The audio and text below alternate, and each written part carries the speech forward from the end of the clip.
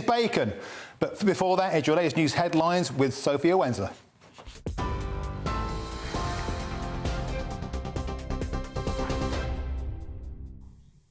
Good afternoon. It's 3:01. I'm Sophia Wensler in the GB newsroom. The Prime Minister says he's prepared to change the law to stop small boat crossings after the Supreme Court ruled against his Rwanda policy. Justices unanimously rejected a government appeal, saying the plan to deport illegal arrivals to the UK risks genuine asylum seekers being returned to the country they fled from. Rishi Sunak told the Commons he'll look to sign a new deal with Kigali, given the legal challenges, with Downing Street confirming it will be presented to Parliament in the coming days. The government has been working already on a new treaty with Rwanda, and we will finalise that in light of today's judgment. And furthermore, if necessary, I am prepared to revisit our domestic legal frameworks. Let me assure the House, my commitment to stopping the boats is unwavering. Labour leader Sir Keir Starmer says it's time to admit Plan A failed. He promised that he would stop the boats this year. This year. Today is the 15th of November. He's wasted all of his time on a gimmick, and now he's absolutely nowhere. Will he level with the British public and finally admit he's failed to deliver on his promise? Voters have also been reacting to the Supreme Court's decision. I think something has to be done. They have to be deterred. And it would take 2 or 3 weeks of them being really deterred, and they wouldn't come. What's the point of the government trying to do anything if they're going to be overruled every time, no matter what they do? That is not a government. They are just a lot of people on a large expense account, on a damn good wage, sitting there, waffling on about all and sundry and doing nothing. The idea was good, but I didn't think the courts would allow it, because it's just the way things go. The do-gooders seem to run everything. The Prime Minister is facing division within his party following his cabinet reshuffle. The European Research Group's deputy chair, Dame Andrea Jenkins, has told GB News she knows of 6 MPs who are now planning to submit letters of no confidence. The Morley and Outward MP, who was the first to do so, says it's the last chance to stop Sir Keir Starmer getting the keys to Downing Street. Labour leader Sir Keir Starmer is also facing a rift as Rebel MPs look set to defy the party line on Gaza. It's after the SNP put forward an amendment to King's speech demanding a ceasefire. Labour MPs have been ordered to abstain on the amendment, and frontbenchers risk losing their place in the shadow cabinet if they vote for it. They're instead being told to back Sir Keir's position in calling for longer humanitarian pauses in fighting. Meanwhile, Israel says it's carrying out a precise and targeted operation against Hamas in the city's largest hospital. Hundreds of patients are trapped inside the Al-Shifa as fighting continues. The Israeli military believes Hamas has a command centre beneath the site, which the terrorist group denies. Israel says it's delivered medical aid, incubators and baby food to the hospital. However, the director of the World Health Organization says contact has been lost with health personnel at the facility since the raids. Only 1/4 of Gaza's hospitals are still functioning. 26 out of 36 hospitals are now closed, either due to damage, attacks, or because they have run out of fuel. Patients, health workers, and ambulances are not able to enter or exit some hospitals. 2 12-year-old boys have been arrested on suspicion of murder after a 19-year-old was stabbed to death in Wolverhampton. West Midlands Police says Sean Sisahe was attacked in East Park on Monday night and died at the scene. The government says it's delivered on its pledge to halve inflation, with price rises slowing the most in 2 years. The latest data shows inflation was 4.6% in October, down from 6.7% in September. A fall in energy costs and house prices has helped reduce the figure, which is still above the Bank of England's 2% target. This is GB News across the UK, on TV, in your car, on your digital radio and on your smart speaker by saying play GB News. Now it's back to Martin.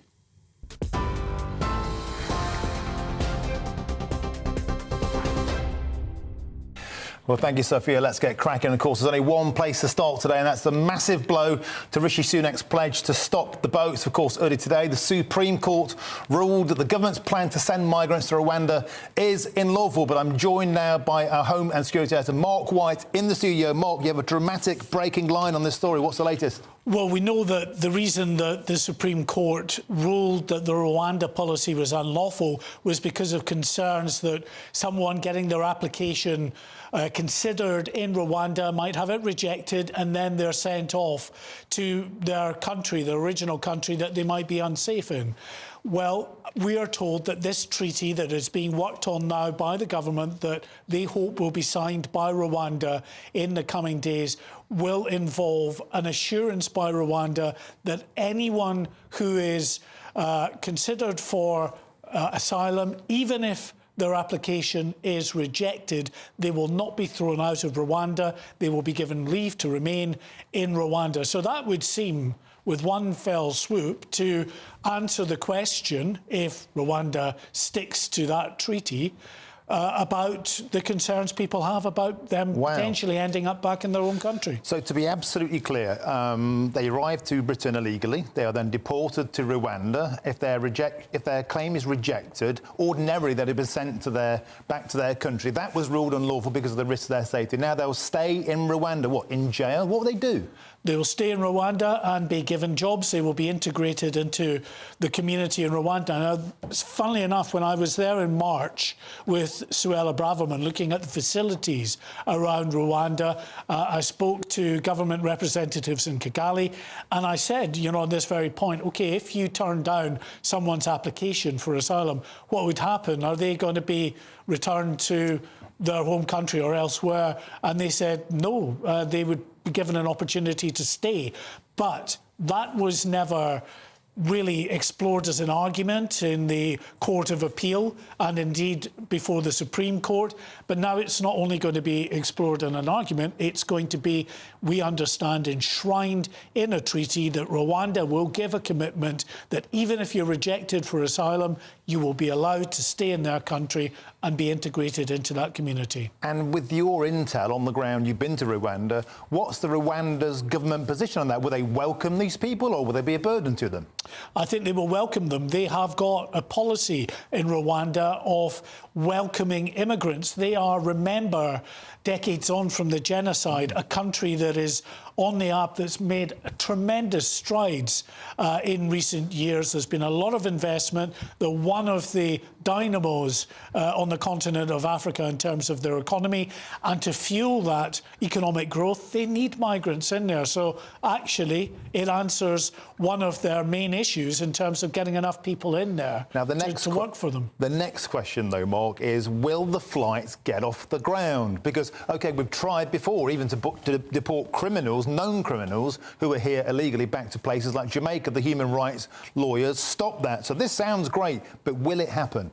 Not anytime soon. I can't see it at all, because you're going to have to go back to square one. Whatever they might argue, you know, you can come up with this adjustment, this treaty that gives that assurance, but that will have to be relitigated in all of the courts, the High Court, then it could be appealed to the Court of Appeal, then right up to the Supreme Court again.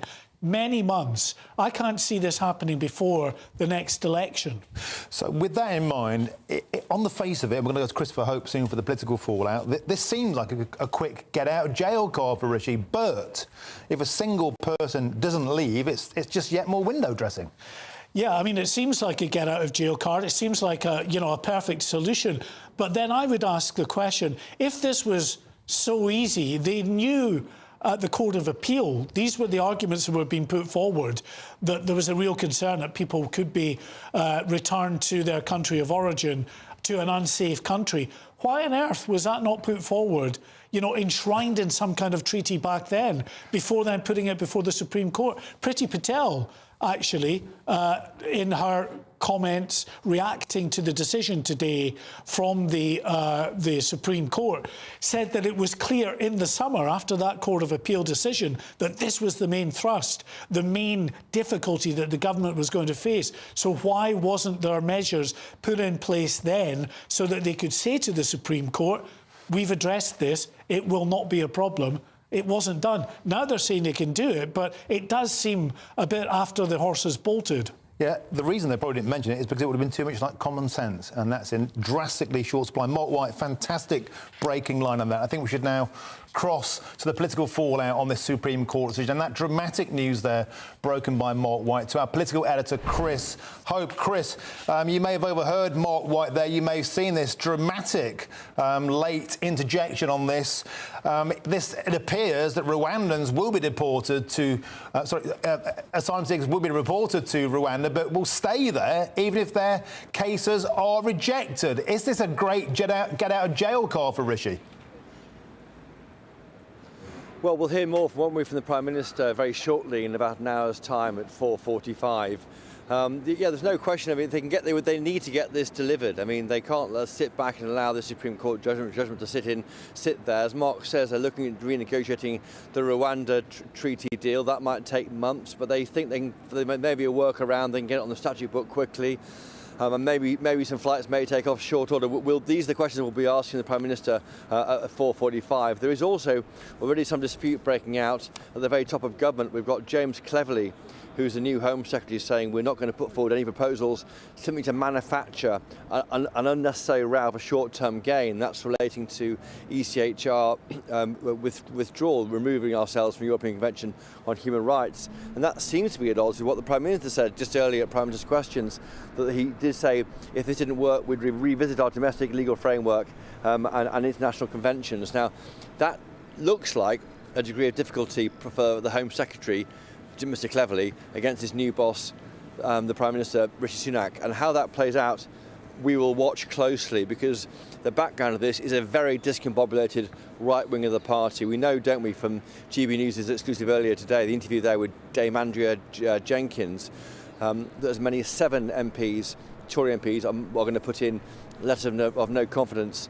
of support for Mr. Sunak. If that clears a threshold of above 50 Tory MPs, then it may well trigger a vote of no confidence. I don't expect that to be a leadership challenge to the Prime Minister, but it might be a wake-up call that the right want to put over on the Prime Minister, to wake up, adopt more right-wing policies, be firmer with the courts, do go ahead with ECHR withdrawal, do go ahead with tax cuts, almost imposing the kind of trust right agenda we saw, which was so dramatically dismissed by MPs just over a year ago, back on Rishi Sunak. So there's lots of heat on him, and it all hangs on what he says at 4:45. And Chris, having spoken to members of this mini rebellion as it's starting to turn out to be, do you think this dramatic announcement shortly ago will satiate that? Will it put those fires out? The fact that actually we still can get asylum seekers to Rwanda and they'll just stay there and work there. Would that be enough to calm down the right? It might do. I mean, if you take a step back, Martin, the whole point of this idea, this Rwanda plan, is to break the business model of the people smugglers. It's meant to show to the people smugglers that if you come to the UK, if you pay £2,000 or £3,000 to those smugglers, if you're an asylum seeker, an illegal arrival in the UK, and you pay the money, you'll be moved to Africa and left there, or left there as you're being processed, or even to work there, as you say. If that ideal breaks the model, then it's working. I mean, the small detail of what happens to people when they come here and leave elsewhere is less important to the point of breaking the model of these people smugglers. So if that's what they do and it works, I think that soon Mr. Sunak will take that. But it's got to be a degree. It's got to be the rights of those people being assessed in Rwanda has got to be respected too. It's a difficult road to travel on for the PM. But if this works, if what as described by Mark works, then that breaks the model. Then he'll take that.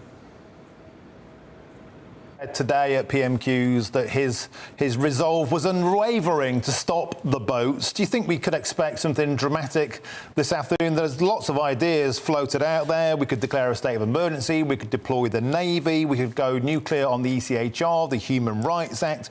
UN conventions exist. All of this has been known for some time. But the big question is, Chris, is the actual will to tackle this there? People aren't sure on that. They don't know. They look at Rishi Sunak and they see someone they think is happy on the global stage, likes the idea of treading the boards with other world leaders.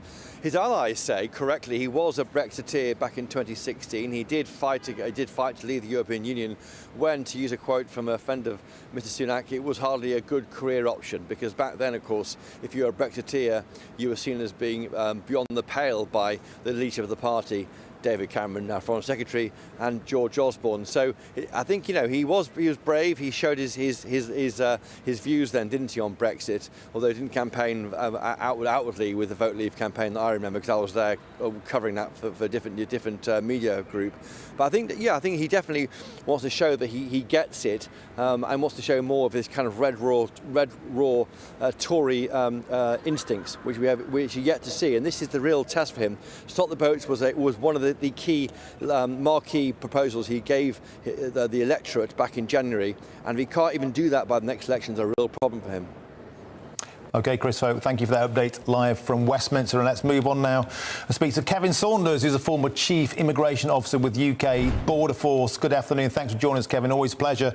So it was looking like Rwanda was in complete tatters this morning. Rishi Sunak turning into Rishi Sunk. And Mark White has just broken the news that now it still may go ahead, because we can deport asylum seekers to Rwanda, and even if their claim is refused, they can stay in Rwanda and work. Do you think this is enough to solve the problem? Good afternoon. Well, 3 hours ago, I thought the whole thing was doomed to failure. Now, after what Mark has said, I think perhaps we might have a second bite at the cherry here. I mean, if what he is saying is correct, and I suppose we'll hear at 4:45 this afternoon, and we can make a treaty with these people, with Rwanda, which covers the negative things that came out of the judgment, then we might still be able to get away with it, yes.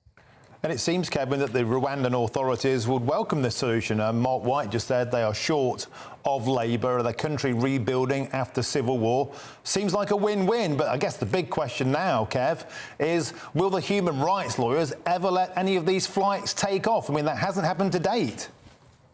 Well, the human rights people will fight hammer and tong to stop everything. They're making a lot of money out of this, so it's not. They will fight to stop it, yes.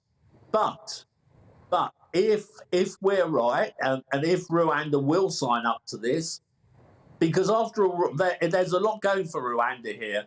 They're going to get a lot of money from us for taking these people. So it's in their interests to toe the line and do really what we want them to do. So I'm nothing like so worried as I was 3 hours ago. OK, Kevin, you've been an advocate all along of offshore containment to get rid of that pull factor. Italy did a deal with Albania. This one looked torpedoed, but it seems like a dramatic last-minute U-turn that might just save Rishi's bacon, doesn't it? It does, but there are other options. I mean, we could, I think, we send people to another country, because it's not illegal, the judges have said, to send people to a third country. They've only said it's illegal to send them to Rwanda because of Rwanda's human rights, etc. So we could look at perhaps sending them to a crown dependency, where we wouldn't have the same issues that we're having today. So that is another option. But let's wait till 4:45 and see what the Prime Minister's got lined up. See if he's going to pull a rabbit out of the hat. And Kev, if you were a young man, because most of them are young men, coming from France, which is a safe country, whereas most of them come from, do you think the option of being flown to Rwanda to work in Rwanda would be a sufficient deterrent?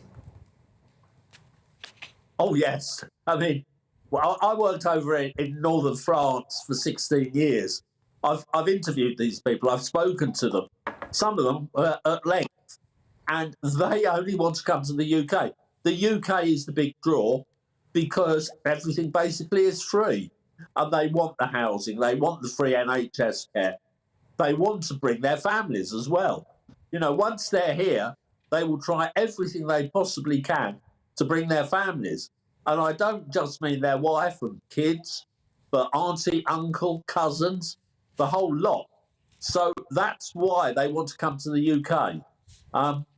And so a deterrent like this is going to work. They're not going to pay, they're not going to risk paying thousands of euros to come across the channel to be put on a plane to Central Africa.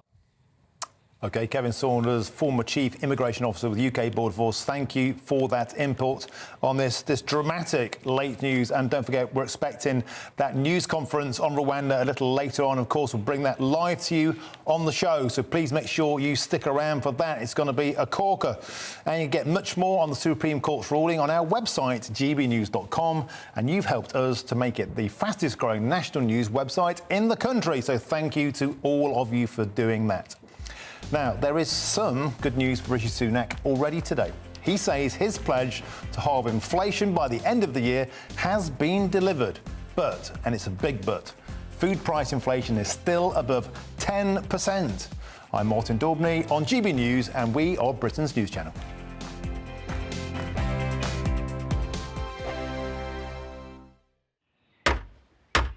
Who is it? We're here for the show. Welcome to the Dinosaur Hour with me, John Cleese. I was married to a therapist. And you survived? I thought we were getting Hugh Laurie. Second best. You interviewed Saddam Hussein. What's that like? I was terrified. I'm playing strip poker with you three. Oh! No, thank you. My CDs need to be put in alphabetical order. Are you going to be problematic again? The Dinosaur Hour. Sundays at 9 on GB News. What you get for breakfast is something that, if we do our jobs right, you will wake up to news that you didn't know the night before. It's a conversation. It's not just me and Eamon. We want to get to know you, and we want you to get to know us. From 6, it's Breakfast with Eamon and Isabel. Monday to Thursdays on GB News. Britain's news channel. I think the most exciting bit for me is talking to people. People who I think are ignored often by the major news channels. We're going to give news they want to hear. There's a voice there that needs to be heard. I think there's a chance here for a diversity of opinion to be expressed, which you don't find elsewhere. It's really exciting. We don't hold back. We're free to say how decisions that are taken here affect us all around the country. Only on GB News, the People's Channel, Britain's news channel. So Jubes and Kerr, we tackle the issues of the day with real, robust debate, both sides of the fence, battling it out with me in the middle with my forthright opinions and views. And often really interesting things happen because you start with a position and then by the end of the debate you find actually, well, I might not have thought about that one. What we need in this country is 2 new political parties. You should maybe think about doing a 2024 calendar. I'm Michelle Dewberry and I'm keeping you company right through until 7 o'clock this evening. GB News, the People's Channel, Britain's watching. Tired of the usual focus-tested, pre-prepared Westminster runaround? Well, so am I. So you want higher taxes? Is your department to blame for this? Are you rethinking this policy? Every Sunday at 9:30, I'll be sitting down with those in power to get the truth about the issues affecting you. Let's be honest, we've known about the cost pressures of this project for years, not months. That's the Camilla Tominey Show, a politics show with personality. On GB News, the People's Channel, Britain's news channel. In the GB Newsroom, we bring you the news as it happens. With our team of dedicated journalists across the UK, we're ready to give you accurate reporting every day. When the news breaks, we'll be there with bulletins on GB News, the People's Channel, Britain's news channel. When the news happens, it happens here. And really important breaking news. Breaking news this morning. On TV, radio and online, the news starts here on Britain's Newsroom. All the biggest stories and the answers that you need from across the UK and beyond. Join Britain's Newsroom from 9:30 on GB News. The People's Channel, Britain's news channel. GB News, unlike other broadcasters, isn't obsessed with the London-Westminster bubble. We think there's a nation beyond the M25, and that's why we talk about the issues that matter across the land. Join me on State of the Nation, 8 to 9 o'clock, Monday to Thursday, on GB News. Daisy's listening, and you should too.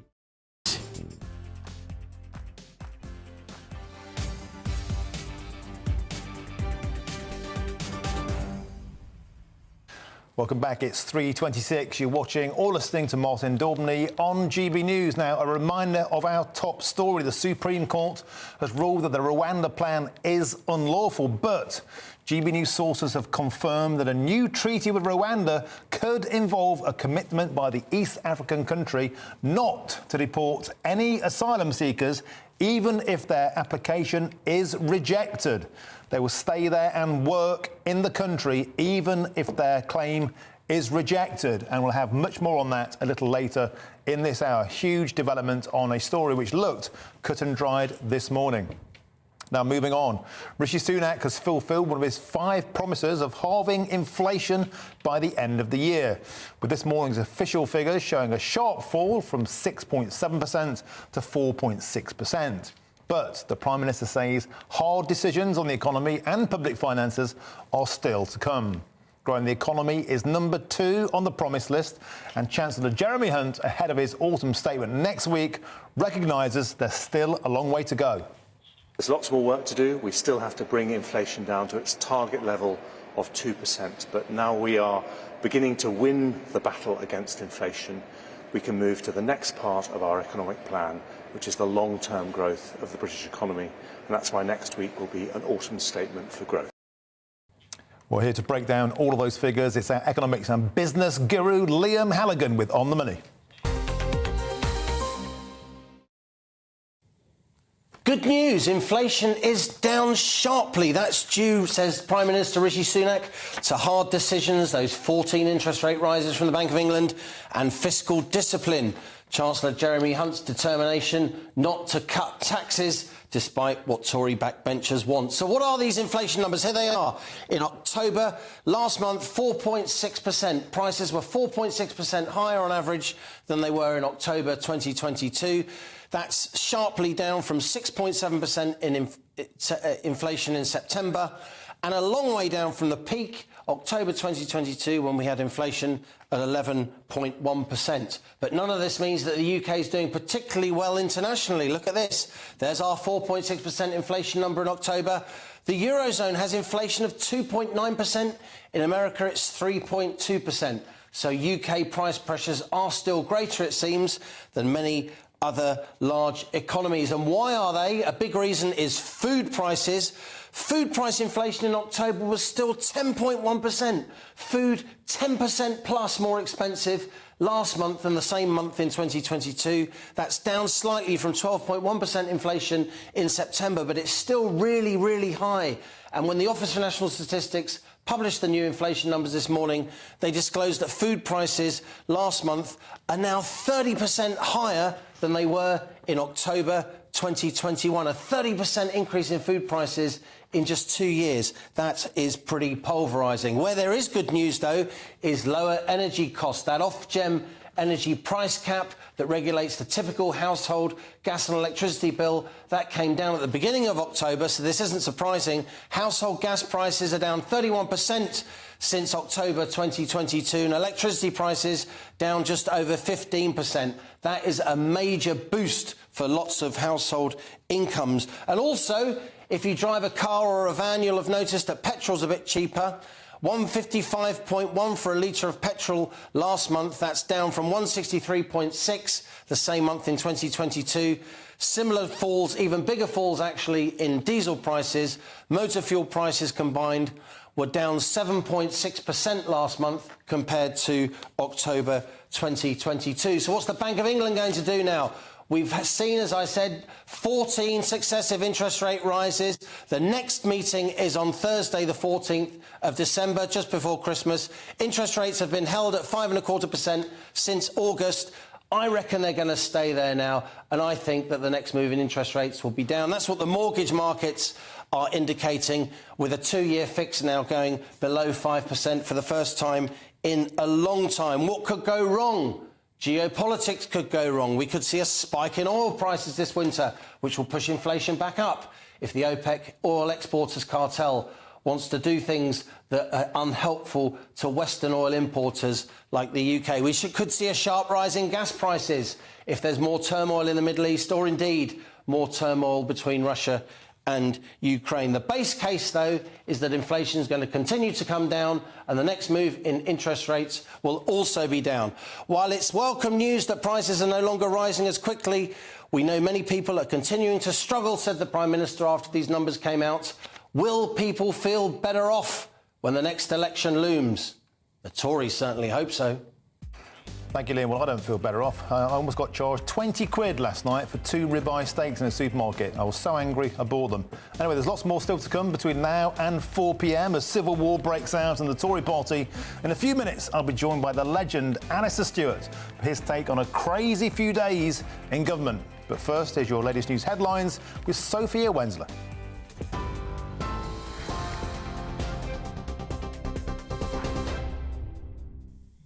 It's 3:32. I'm Sophia Wensler in the GB newsroom. The Prime Minister says he's prepared to change the law to stop small boat crossings after the Supreme Court ruled against his Rwanda policy. Rishi Sunak told the Commons he'll look to sign a new deal with Kigali. Sources have told GB News the treaty would require a commitment from Rwanda not to deport any asylum seeker, even if their application is rejected. The Prime Minister is also facing division within his party after his cabinet reshuffle. The European Research Group's deputy chair, Dame Andrea Jenkins, who was the first to write a letter of no confidence, told GB News she knows of 6 others who are planning to do the same. And inflation has fallen to its lowest level in 2 years, with the latest data showing CPI was 4.6% in October. Lower energy costs and house prices helped reduce the figure, which is still above the Bank of England's 2% target. And you can get more on all those stories by visiting our website at gbnews.com.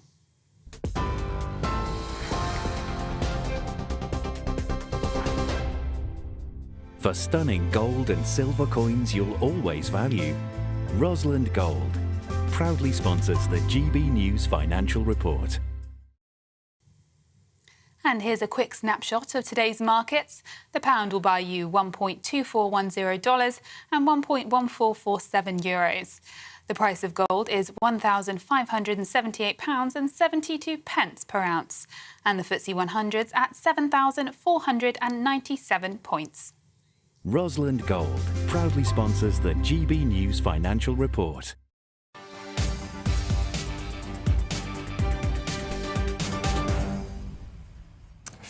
Great stuff, Sophia. OK, now, even by modern government standards, the last 3 days have been absolute bedlam. On Monday, Suella Braverman was sacked as Home Secretary after Rishi Sunak finally grew tired of her. On the same day, David Cameron made a shock return to government. And yesterday, Braverman, of course, got her revenge on Sunak, accusing the Prime Minister of betrayal and saying he never had any intention of keeping his promises. And now today's Rwanda ruling will only cause more turmoil within the Tory party as MPs clash on what the government should do next to tackle the migrant crisis. Well, to get his take on what's been a dramatic few days, I'm delighted to welcome the legend Alistair Stewart to the show. Alistair, what an absolute pleasure to see you, Captain. First of all, you've seen in your 40-plus years covering politics quite a few, a word that I can't repeat on daytime TV. You've seen them falling out like rats in a sack, but this has to be right up there with the very worst. I think it genuinely does, and I can go back to Ted Heath and Margaret Thatcher clashing over matters of real substance, like how you try to run an economy, which Liam was talking about so brilliantly just a few moments ago, and of course Europe. But I think Suella, particularly, who has a constituency in the country within the Conservative Party, there's no doubt at all, played, I'm afraid, perfectly into Labour's hands. And those opinion polls that you were talking about earlier on in the programme are genuinely nightmarish. But it allows people like Lisa Nandy to say, frankly, you're just looking going into number 10 there at the author of the latest Tory psycho drama. And I suspect that she's absolutely on the money. You're looking there at the cenotaph with James Cleverly about to lay the wreath there amongst prime ministers and others. And one thing struck me during the conversation you were having earlier on about the Supreme Court ruling, and that is that it's really, really important. The high drama of David Cameron unexpectedly coming back into government, of Suella departing, being sacked as Home Secretary, James Cleverly, who recently came out top of the hit parade in the Tory Home website's opinion poll of who party members rate as members of the cabinet. He came out absolutely on top. And there he goes from Foreign Secretary, and he's now Home Secretary, wrestling with all of this Rwanda stuff, this immigration stuff. And I just think it's worth underlining that you've now got grown-ups in the room, which is what a lot of people have been saying secretly, and you've had a lot of it on your text messages and WhatsApps as well, and so as I have, from very senior Tory people, saying, look at this judgment that's come down from the Supreme Court. You've got a former Foreign Secretary, James Cleverly, as Home Secretary, having his two penneth. You've got Dave Cameron, a former Prime Minister, having his two penneth. There they are sitting around the table. And James and Dave will both be saying to Rishi, look, we've got to get this right. We've got to be within the law. We've just lost within the law, and we've got to have a policy that works. Let's sit down with the Rwandans again. Let's strike a new deal. I don't think you'll get any support from Dave Cameron for the short, sharp fix, for which I think there is a strong appetite within the party in the country to come out of the Convention on Human Rights and put the lawyers back in their boxes. So I think Cleverly and Cameron have got really important part to play in this statement. But let me just say one final thing. Underline again the importance of Liam Halligan's brilliant contribution on your programme a moment ago. I think the thing that's lacking in the country at the moment, most of all, is comfort, a sense of self-belief and contentment. And that reduction in inflation, much more than even stopping the rate of the boats coming across the channel to the ordinary folk listening to this conversation or watching it, will matter so much more. And if Liam's right about interest rates, then I don't think we're anywhere near Rishi Sunak or Jeremy being able to say, like Harold Macmillan said, you've never had it so good. We're nowhere near that. But if we can move in that direction and make people feel more economically secure that the state can't solve everything and the state's not going to get huge, then I think they may just possibly be able to climb back out of the hole. An optimistic message there, Alistair. But a lot of people said that politicians had never been more out of touch with the public during the run-up and the aftermath of the Brexit referendum. But what we've seen in the last few days, certainly amongst Conservative voters, GB News viewers and all the polls have shown that the public, the overriding majority of those who vote Conservative, are behind Suella. They're not behind Rishi and they're not behind David Cameron, who I think came in with about 15% popularity amongst all Tory voters. So rock bottom. Do you think this government somehow is even more out of touch with the public than they were during the Brexit years? When you say out of touch with the public over the Brexit year, Dave Cameron I know quite well and have known since we worked together at Carlton Television all those years ago. And I often find myself defending Cameron, and I did actually to a couple of political friends at lunch today, over two things. One is that Cameron said he would give us a referendum to resolve the Brexit issue, and he did. Then he lost it, and he departed. He didn't try and pretend that he'd suddenly changed his mind. He departed and left the implementation of that vote to other people who genuinely believed in trying to make it happen, like Boris. So I think that Cameron has got a lot more integrity and has made some better judgment calls than some give him credit for. And the old Tory party never liked Cameron. He was a moderniser. He was the man who put through same-sex marriages. That perhaps was out of touch with the majority of the Tory party at the time. But I think Cameron's a good man, and I trust him. I think that Suella in saying that people really want something done about immigration is absolutely true. But I still think that if you were to take from that speech that the Prime Minister made that said, I'll halve inflation, I'll get growth going, I'll cut the waiting list and I'll stop the boats, Joe and Joanna Public, the average people out there, would put growth, NHS waiting lists and inflation ahead of the boats. Now, Suella doesn't agree with that, but I think I'm right, and I think on this particular one, she may just prove to be wrong. Alistair, you've been very open and brave speaking about your predicament with GB News. You are absolutely sharp as a tack, mate. You are absolutely blasting with full barrels there. How are you getting on? Well, my consultant, bless his heart, said that one of the weird things for medicine is that if anyone had a 10-minute conversation with you, Alistair, they wouldn't have any idea that you had dementia.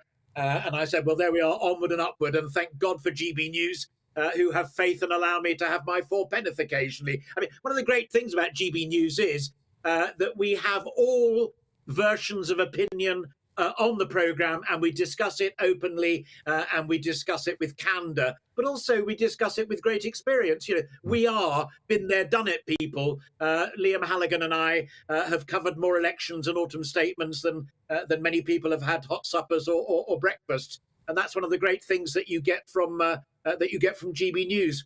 The other thing you get is occasional bit of advice, and that is anyone who's really interested in what makes Rishi Sunak tick economically should read a thing called the Mays, M-A-I-S lecture, in which he bares his soul and would have us believe that he believes in a smaller state, smaller government, lower tax and lower public spending. That's absolutely what I think we need, and I think we need to have a Conservative government heading in that direction, because if folk want a big state and high taxes, then they're going to vote Labour, because that's what Labour do and always have done, and probably do it better than the Conservatives. So read the Mays lecture and then hold Rishi Sunak's feet to the coals. Alistair Stewart, an absolute joy and a pleasure to have you on the show. Thank you so much. Fabulous as ever. But all I can say is Rishi must have read that book and read it in a different language, because we do have a high tax, big state Conservative Party. That is why, Alistair, a lot of people are saying they're losing faith in the party altogether. Yeah, it's also why, in many respects, Liz Truss and Kwasi Kwarteng were right, although the establishment, as Liam Halligan has written and said, decided that they were completely wrong. Their methodology may have been a bit wonky, but goodness me, there was a lot of economic sense in there as well. OK, Alistair Stewart, thank you so much for joining us today. Fantastic, mate, to see you. Thank you so much. Brilliant. Now, a reminder of our top story. Rishi Sunak's pledge to stop the boats has suffered a major blow after the government's Rwanda plan was ruled to be unlawful this morning. And Thomas Cashman, the man who shot dead 9-year-old Olivia Pratt-Korbel in Liverpool in 2022, has been in court today challenging his 42-year minimum jail term. I'm Martin Daubney on GB News, and this is Britain's News Channel.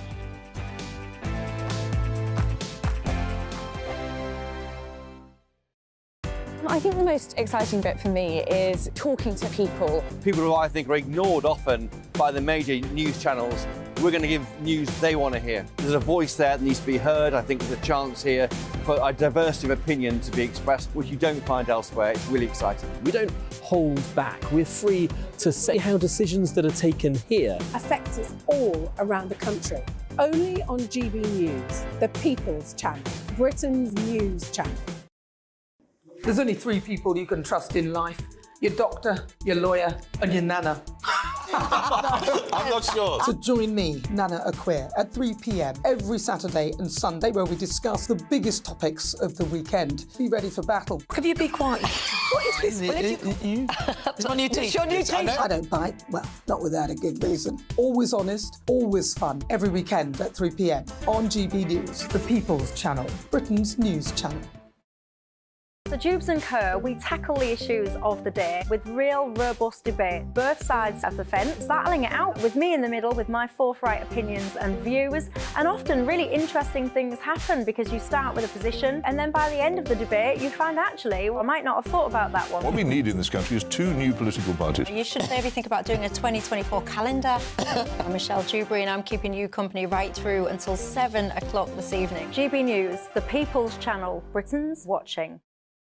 Join us every night on GB News at 11 p.m. for Headliners, which is 3 top comedians going through the next day's news stories, which is exactly what you need, because when the establishment has gone crazy, you need some craziness to make sense of it. Headliners. You don't have to bother reading the newspaper. We've got it covered for you. Every night at 11 p.m. and repeated every morning at 5 a.m. We won't send you to sleep like some of the other paper review shows out there. So join us 11 p.m. every night on GB News. The People's Channel, Britain's news channel. GB News, unlike other broadcasters, isn't obsessed with the London-Westminster bubble. We think there's a nation beyond the M25, and that's why we talk about the issues that matter across the land. Join me on State of the Nation, 8 to 9 o'clock, Monday to Thursday, on GB News. Daisy's listening, and you should too. Every Sunday from 11, join Michael Portillo. There will be topical discussion, looking at the week before and the week to come. So kick back and relax at 11 a.m. on Sundays on GB News with me, Michael Portillo. GB News, the People's Channel, Britain's news channel. I'm Andrew Doyle. Join me at 7 o'clock every Sunday night for Free Speech Nation, the show where I tackle the week's biggest stories in politics and current affairs with the help of my 2 comedian panellists and a variety of special guests. Free Speech Nation, Sunday nights from 7 on GB News, the People's Channel, Britain's news channel. Tired of the usual focus-tested, pre-prepared Westminster runaround? Well, so am I. So you want higher taxes? Is your department to blame for this? Are you rethinking this policy? Every Sunday at 9:30, I'll be sitting down with those in power to get the truth about the issues affecting you. Let's be honest, we've known about the cost pressures of this project for years, not months. That's the Camilla Tominey Show, a politics show with personality. On GB News, the People's Channel, Britain's news channel.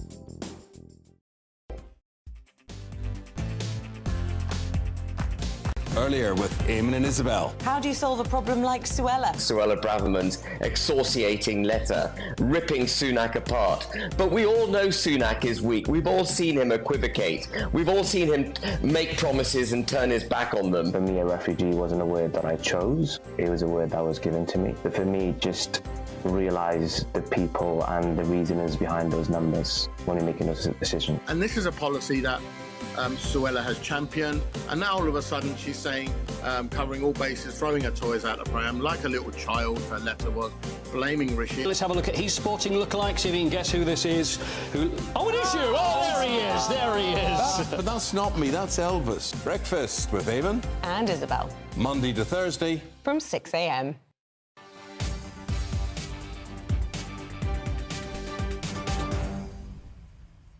Welcome back. It's 3:48. You're watching or listening to me, Martin Daubney, on GB News. Now, a reminder of our top story. The Supreme Court has ruled that the Rwanda plan is unlawful.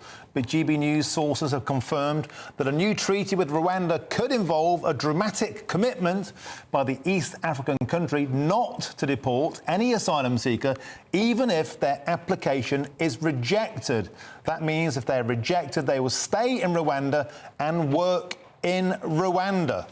A dramatic development, and we'll have more on that at 4 p.m. today. Moving on.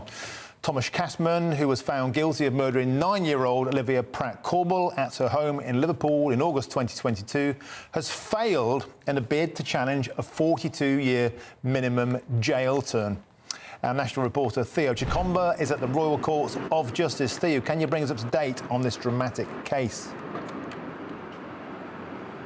Yes, well, a very good afternoon to you. The gunman who shot the 9-year-old girl in Liverpool last year had his application to appeal against his sentence refused here at the Court of Appeal. Now, Thomas Cashman, 35-year-old in Liverpool last year, was chasing a fellow drug dealer, and what subsequently happened is that Joseph Nee was heading towards the family of the Korbel household, who he then tried to enter their home, but accidentally shot the mother of Olivia and then subsequently shot Olivia in their home.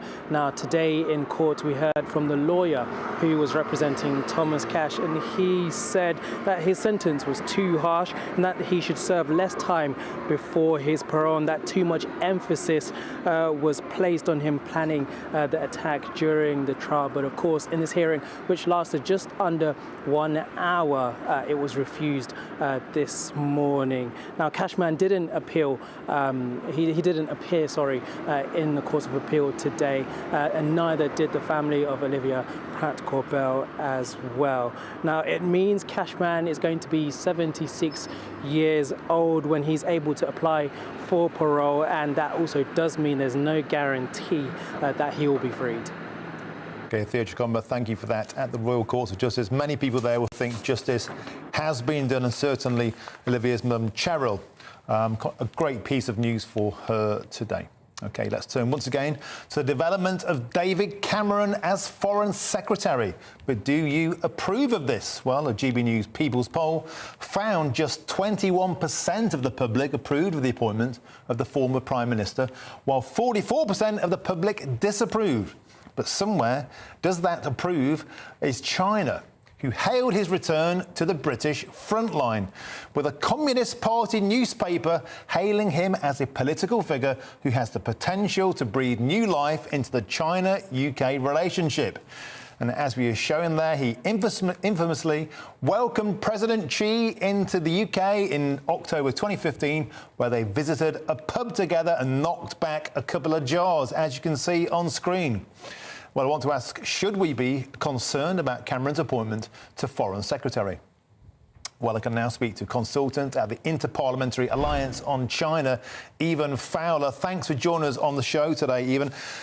He was meant to be a safe pair of hands, David Cameron, but instead, a lot of people are going through his back history of deals with China, the hedge fund he fronted, and indeed today, Prime Minister's Question Time's Keir Starmer demanding a full audit of Cameron's business history with China. Do you think a China crisis could be brewing for the Tory government over David Cameron? Well, it's certainly a surprising appointment. I mean, I have to say, certainly within my crowd, we were all taken back. We didn't see this coming, and I'm quite sure, there will be people in Beijing looking at this and smiling. But I mean, I would like to sort of stress, it's not just about, let's say, the relationships he had in China. I mean, he's being brought in effectively because he's supposed to be a safe pair of hands. He's supposed to have these a good standing in China. He's supposed to have a good network in China. However, I was in China back when he was Prime Minister, and one thing that really hit me was the way he was talked about in China, as opposed to the way I think he thought he was seen in China, was markedly different. I mean, he was one of the two posh boys. And when they referred to the two posh boys, it certainly wasn't, it wasn't a nickname that was given, with affection. What was interesting, Evan, is it's not just people in the Labour Party who've been critical. Ian Duncan Smith has spoken out very candidly. Of course, he is being sanctioned by Beijing, Ian Duncan Smith, and that was about a deal that Cameron helped facilitate about a city port, which wasn't just a financial deal, and the financial details of that, of course, Cameron's critics will want. But Ian Duncan Smith said the Belt and Road Initiative is nothing to do with improving communities. It makes them prisoners of China. So a fresh allegation there, not just of the financial side of things, but of Cameron specifically helping China to expand its sphere of geopolitical influence. Well, I think in regards to the port, I mean, the Belt and Road Initiative is a huge project. It's one of the sort of keynote projects of the party. Quite often it's attached directly to Xi Jinping. I mean, the reality is the Chinese president, he supports it sort of. So he's not sort of personally tied, I think, in a way that many people sort of understand. But when it comes to Cameron, I mean, he was paid to go out to Sri Lanka to the port of Colombo, which is a huge port that the Chinese financed, that the Chinese built, that actually was handed over to the Chinese, to effectively sort of go out there and speak up for what the Chinese were doing. And again, I mean, I think coming back to his appointment and looking at it and sort of saying, well, people can change. I sincerely hope that his position on China has changed as we become more aware of what China is doing. But for me, and I think for certainly people I interact with, the real concern is around judgment. Okay, Evan Fowler, we have to leave it there, I'm afraid. We have to leave it there and move on. But thanks for joining us today on the show. Okay, the government's pledge to stop the boats has suffered a major setback. Their plan to send migrants to Rwanda has been ruled to be unlawful. Stay with us for the best coverage on this huge story. We'll cross live to Rwanda shortly, and we'll bring you Rishi Sunak's news conference a little later in the show. I'm Martin Daubney on GB News, Britain's news channel.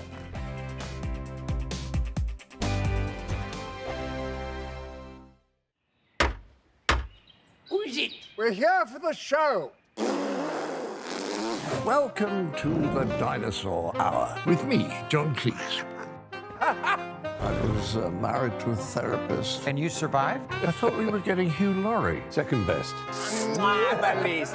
You interviewed Saddam Hussein. What's that like? I was terrified. I'm playing strip poker with these three. Ah! No, thank you.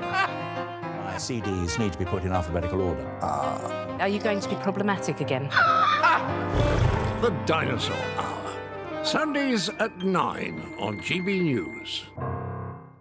What you get for breakfast is something that, if we do our jobs right, you will wake up to news that you didn't know the night before. It's a conversation. It's not just me and Eamon. We want to get to know you, and we want you to get to know us.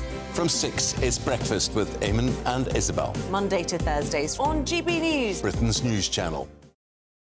I think the most exciting bit for me is talking to people. People who I think are ignored often by the major news channels. We're going to give news they want to hear. There's a voice there that needs to be heard. I think there's a chance here for a diversity of opinion to be expressed, which you don't find elsewhere. It's really exciting. We don't hold back. We're free to say how decisions that are taken here affect us all around the country. Only on GB News, the People's Channel, Britain's news channel. So Jubes and Kerr, we tackle the issues of the day with real robust debate, both sides of the fence, battling it out with me in the middle with my forthright opinions and views. And often really interesting things happen because you start with a position and then by the end of the debate you find actually, well, I might not have thought about that one. What we need in this country is 2 new political parties. You should maybe think about doing a 2024 calendar. I'm Michelle Dewberry and I'm keeping you company right through until 7 o'clock this evening. GB News, the People's Channel, Britain's watching. Tired of the usual focus-tested, pre-prepared Westminster runaround? Well, so am I. So you want higher taxes? Is your department to blame for this? Are you rethinking this policy? Every Sunday at 9:30, I'll be sitting down with those in power to get the truth about the issues affecting you. Let's be honest, we've known about the cost pressures of this project for years, not months. That's the Camilla Tominey Show, a politics show with personality. On GB News, the People's Channel, Britain's news channel. In the GB Newsroom, we bring you the news as it happens. With our team of dedicated journalists across the UK, we're ready to give you accurate reporting every day. When the news breaks, we'll be there with bulletins on GB News, the People's Channel, Britain's news channel. When the news happens, it happens here. And really important breaking news. Breaking news this morning. On TV, radio and online, the news starts here on Britain's Newsroom. All the biggest stories and the answers that you need from across the UK and beyond. Join Britain's Newsroom from 9:30 on GB News. The People's Channel, Britain's news channel. GB News, unlike other broadcasters, isn't obsessed with the London-Westminster bubble. We think there's a nation beyond the M25, and that's why we talk about the issues that matter across the land. Join me on State of the Nation, 8 to 9 o'clock, Monday to Thursday, on GB News. Daisy's listening, and you should too.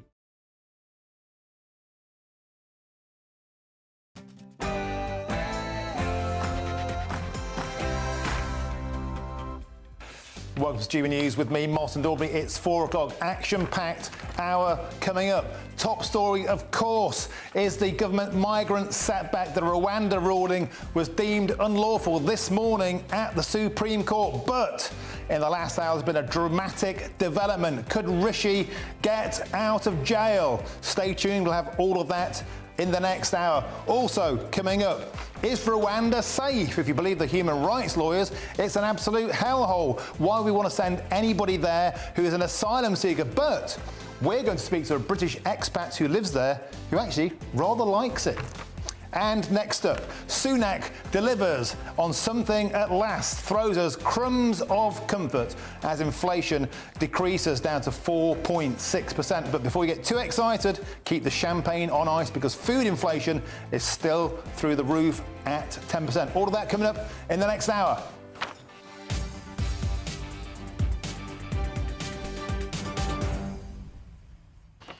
And also in this hour, we're expected to cut live to a dramatic press conference. Rishi giving us extra details on the Supreme Court's ruling. Will it be enough to stop the rebellion from within the party? Let us know what you think. All the usual ways, gbviews@gbnews.com. But first, your news headlines with Polly Middlehurst.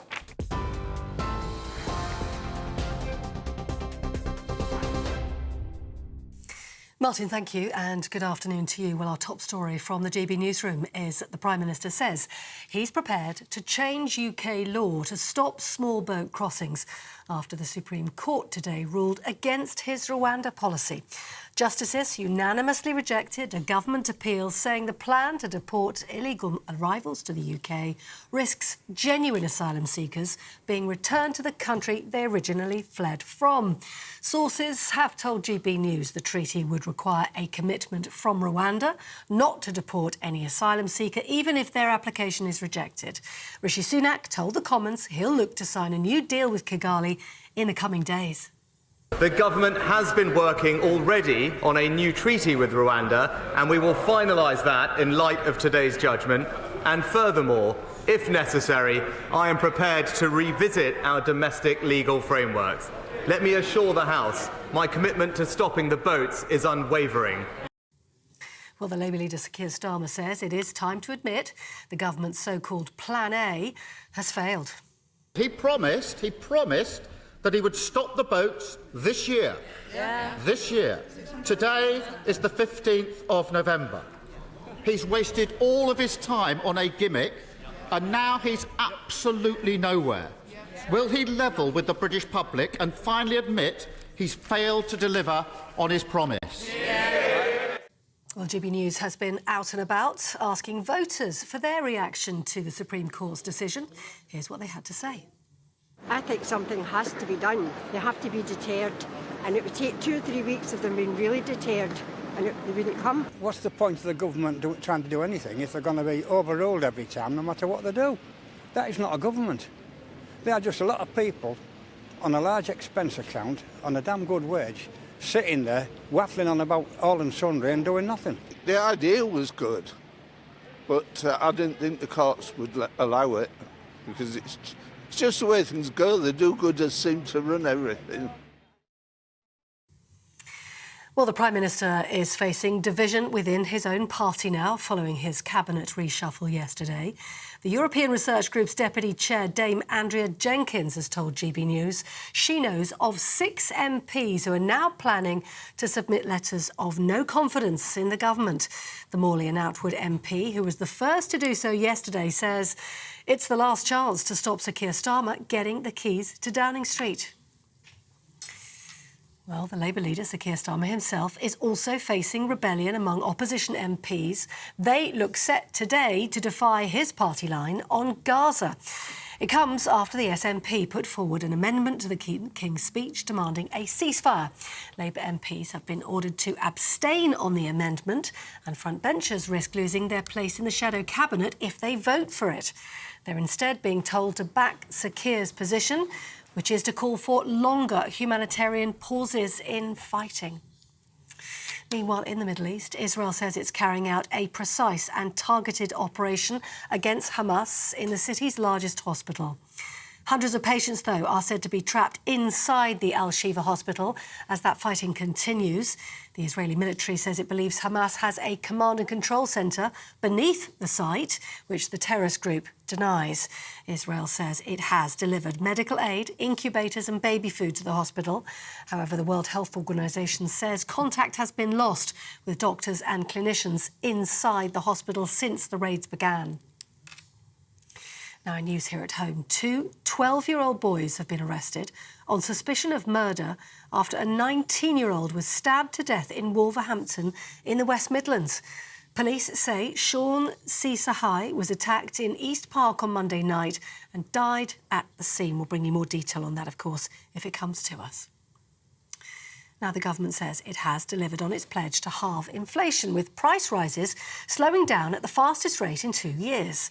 The latest data shows inflation was 4.6% in October. That's down from 6.7% in September. A fall in energy costs and house prices has helped reduce that figure, which is still above the Bank of England's 2% target.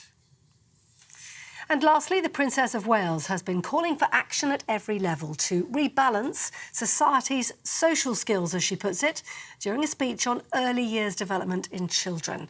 Princess Kate addressed a conference where key research from her Royal Foundation Centre for Early Childhood was being presented. She hosted the Early Years Shaping Us campaign event at the Design Museum in London and stressed the importance of early years development in children, the project aiming to highlight the significance of the formative years of a child's life, something Princess Kate is passionate about. This is not just about the youngest children in our society, who are, by their very nature, vulnerable. It is also about the many young people and adults who are suffering. We must do more than simply meet the short-term needs of these individuals. We must also look at creating long-term preventative change, and that takes us right back to the beginning. The Princess of Wales. This is GB News across the UK on TV, in your car, on digital radio and on your smart speaker by saying play GB News. This is Britain's news channel.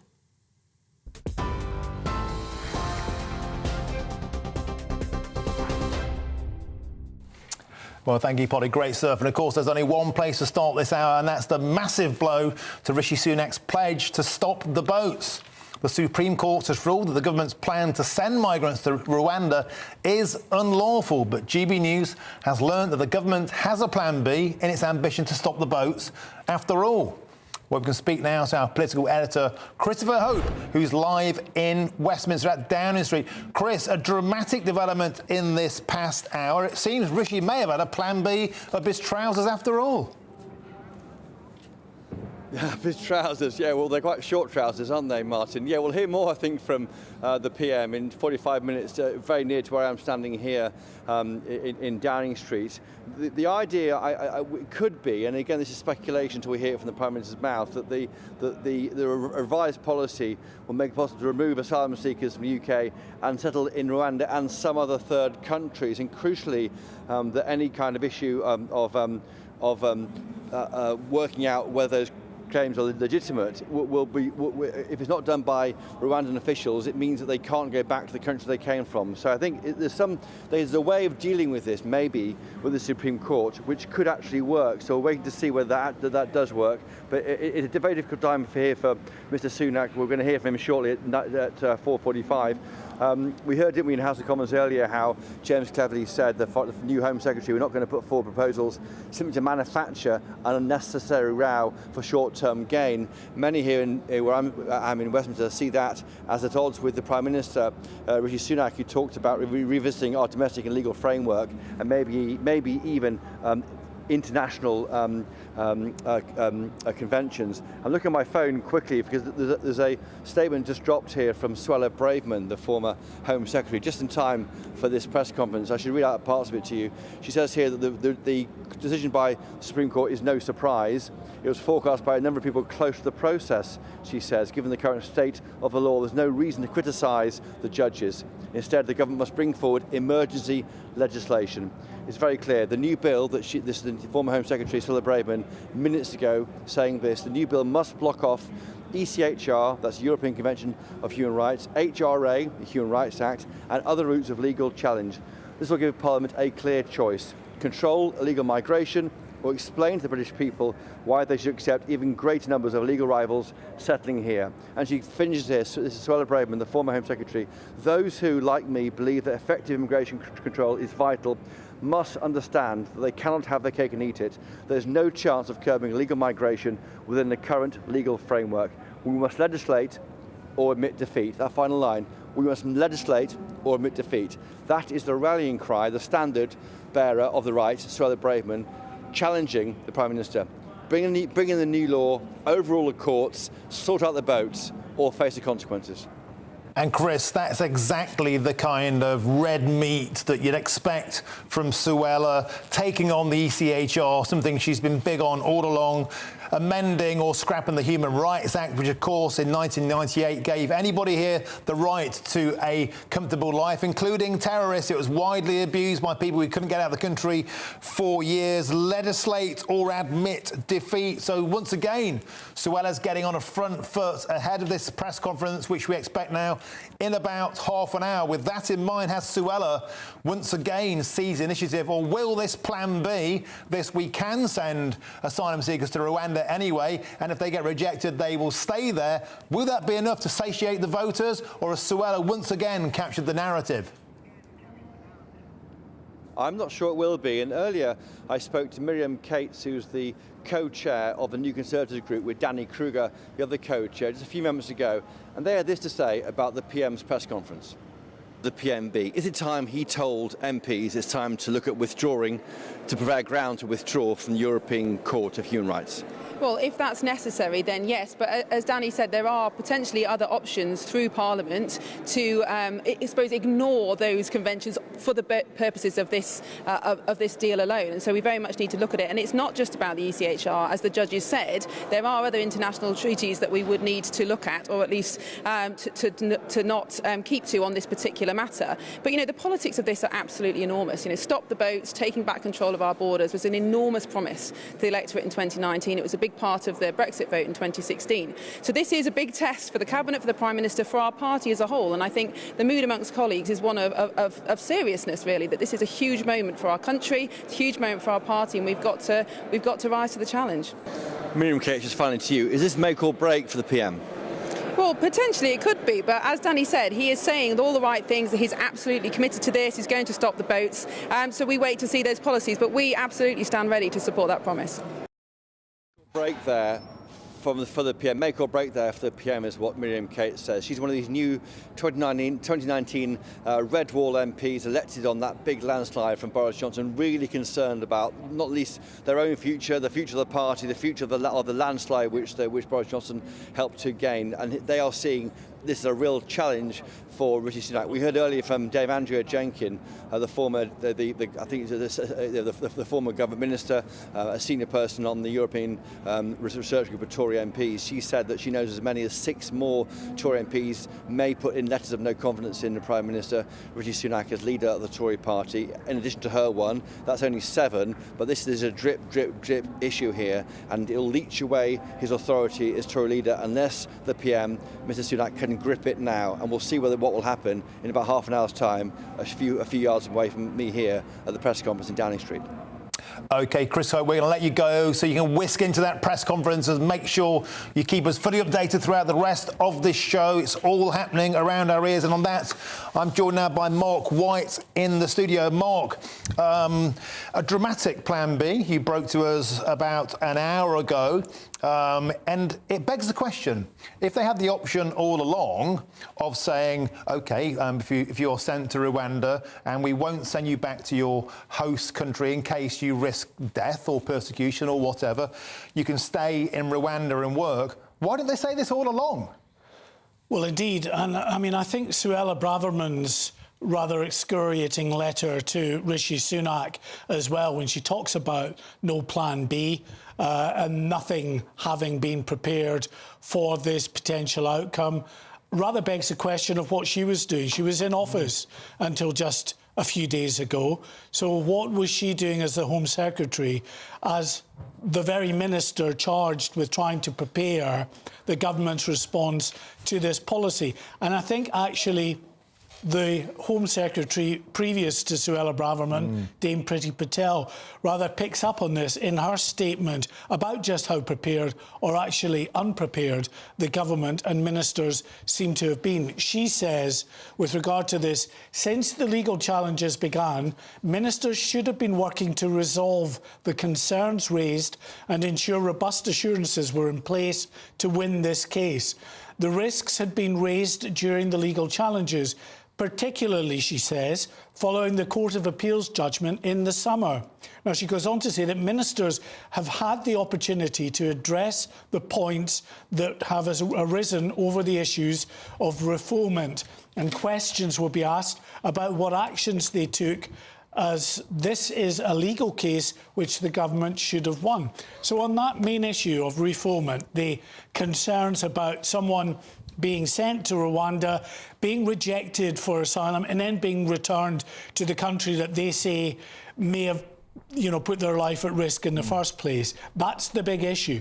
If the government is now saying, as we believe they are, that this treaty with Rwanda will mean that the Rwandans are going to abide by the decision to allow people to stay in Rwanda regardless of whether or not they are accepted for asylum. If they can do that now and in a treaty, why couldn't they do it months ago when they were putting the case to the Supreme Court? That's certainly what Priti Patel is arguing here, and that's a question that needs to be put to Suella Braverman, not just Rishi Sunak. Dramatics of Mark White, thank you for that expert analysis.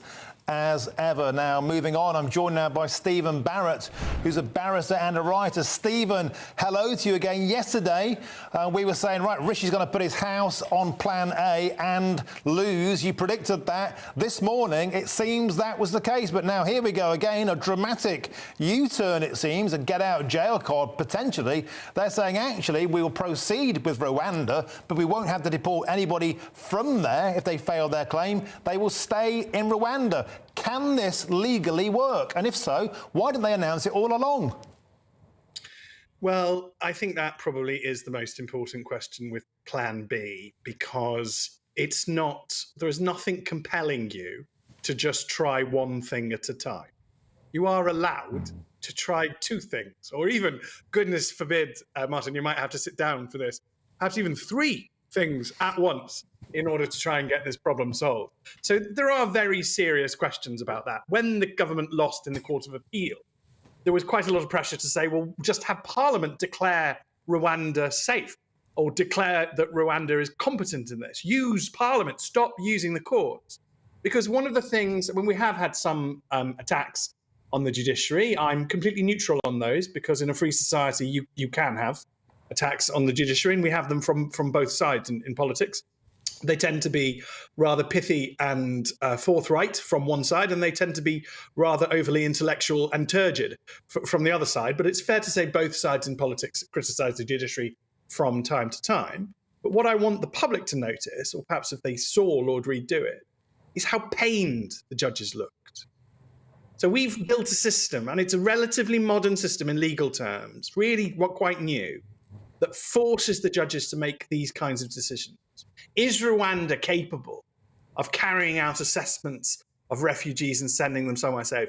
The judges came under enormous pressure from lobby groups. I mean, really constitutionally unprecedented pressure. And I have to say, I mean, they sided with the UN, but daily, Martin, you will know as I know that the UN is looking, let's be honest and candid, the UN is looking dodgier and dodgier every day. You know, more and more is coming out about how the UN has turned a blind eye for 16 years to the behaviour in Gaza. You know, that Hamas didn't get under a hospital overnight, and all sorts of other questionable activities are happening connected with the UN, not least of all putting Iran in charge of human rights, which, you know, it's a political position whether or not you think Iran ought to be in charge of human rights. But I would suggest that the outcome is pretty obvious on that question, but it is for your viewers to decide themselves. And so we are asking judges to make decisions that were more traditionally made by Parliament. And that's where Suella is right. And actually, if this crisis restores that principle, if we grow up again if we get back to the idea that Parliament actually can legislate, because what's been going on, and if there has been any pressure on the Prime Minister, or if there has been any political decision to just use a fast to kick the can down the road, what's been going on is that we've known that certain people in politics will have a, frankly, hysterical is the accurate word to use here, hysterical reaction to certain suggestions of changes in law. Okay, and we have been almost letting the toddler lead us by its tantrums, and that's not how a grown-up country can run. No, okay, Stephen Barrett, we have to leave it there. We could talk all day, informative and entertaining as ever. Thanks for joining us on the show. There's lots more on this huge story on our website, gbnews.com. And guess what? It's the fastest growing national news website in the country. Thanks to each and every one of you for making that happen. Now stay with us, because very shortly we'll be crossing live to Downing Street, where the Prime Minister is holding a press conference. He's expected to respond to the Rwanda ruling. I'm Martin Daubney on GB News, and this is Britain's News Channel.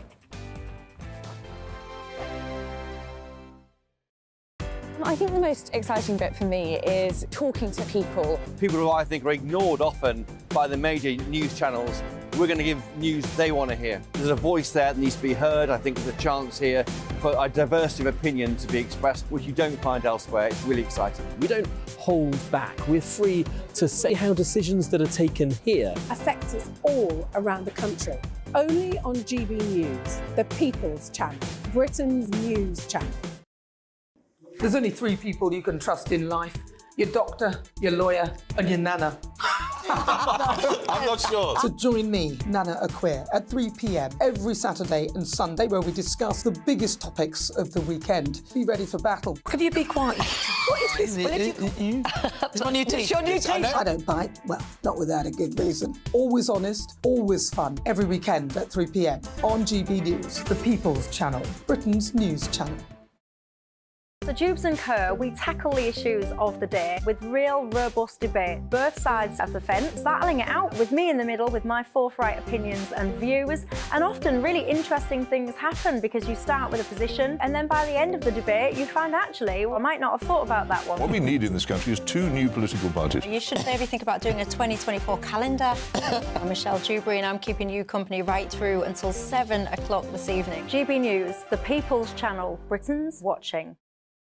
Join us every night on GB News at 11 p.m. for Headliners, which is 3 top comedians going through the next day's news stories, which is exactly what you need, because when the establishment has gone crazy, you need some craziness to make sense of it.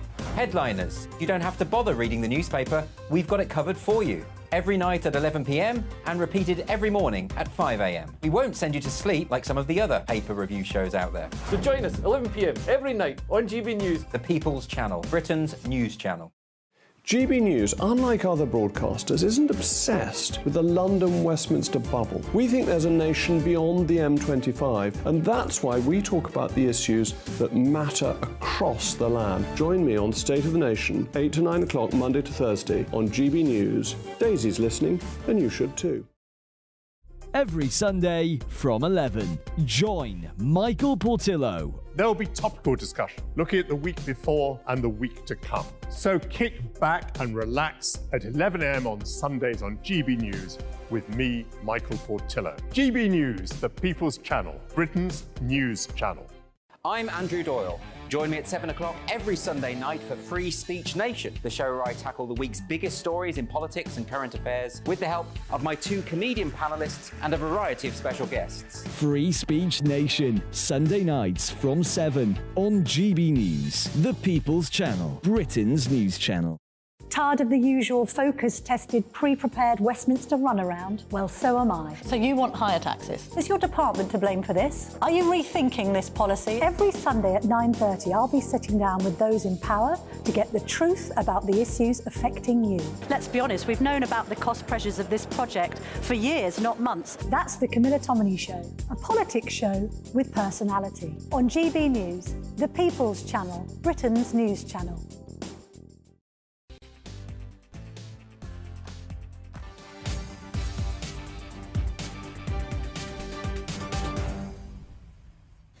Welcome back. It's 4:24. You're watching or listening to Martin Daubney on GB News. Now, in a few minutes, I have the lowdown on today's big financial news, and there's a big fall in inflation. But is it time to get the champagne out or not? Liam Halligan will join us. But let's get more first on our top story today. The decision that the government's Rwanda plan is unlawful. Remember, we'll bring you a Rishi Sunak news conference live very soon. Please stick around for that. But before that, the Supreme Court's judgment referred to Rwanda's poor human rights record as one of the reasons for their ruling. Well, are they right?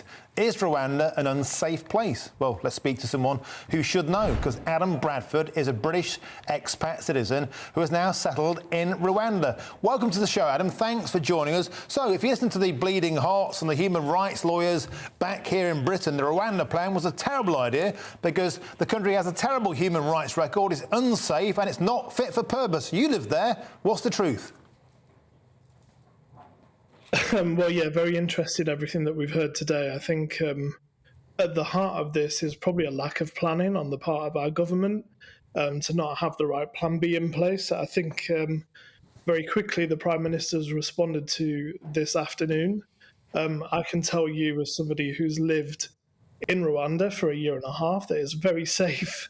They do have very competent systems and a very structured, robust government, and it's had to do that given the issues it's had in the past to try and reform itself and become, I think, one of the forefront countries in Africa as somewhere that's safe, which is a place that's accommodating, very reasonable and very, I think, liberal and honest in its governance. And I dare say that some of this argument and rhetoric around the policy has stemmed from old-fashioned views about Africa from the past. I know myself, I've seen the places, I know the government, I mean, even me as a British expat has had to go through an emigration process to be assessed by Rwanda to get into the country and stay in the country, for reasons relating to business and the work I'm doing.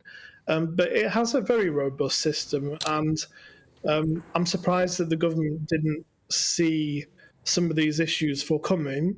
But what I can say in defence of the country is I think it's been made slightly embarrassed by the lack of planning on the part of our government today. OK, now, Adam, a dramatic development in the last hour you may or may not have heard. I'll fill you in, and that is the British government is claiming that if asylum seekers' claims fail, they will be legally allowed to remain in Rwanda and work. If that's the case, you live there, you're a businessman. What kind of work might these people be doing? What kind of pay can they look at? And do you think that's an attractive thing for them, or would it put them off coming to Blighty in the first place? Well, I think, first of all, we all know that there's a problem with immigration into the UK. We simply can't accommodate it. And, we've got our own issues in our backyard that we need to sort out in the first place. But in terms of Rwanda, what I can say is that the quality of living for anybody who does live and work there legitimately is very peaceful and it's very good. You're living in a society where people are respectful and the government insists on that and has very high standards in terms of the way that people behave and things operate. I wouldn't have moved there as a British person looking to do business on the continent if I didn't think it was a secure and safe place to, one, put our money and two, transfer our knowledge and our assets. Work there is very mixed. So there's things from agriculture through to normal day-to-day jobs and also things in finance, in technology. There's growing industries where Rwanda is positioning itself. So I would not say that it's bad quality at all. OK, Adam Bradford, thank you for joining us live from Rwanda. We have to leave it there, painting a very different picture to you'd hear from the human rights lawyers. Now, Rishi Sunak has fulfilled one of his 5 promises, at least, of halving inflation by the end of this year, with this morning's official figures showing a sharp fall from 6.7% to 4.6%. But the Prime Minister says hard decisions on the economy and public finances are still to come. Well, I'm joined now by GB News' economics and business editor, Liam Halligan, who joins me with On the Money.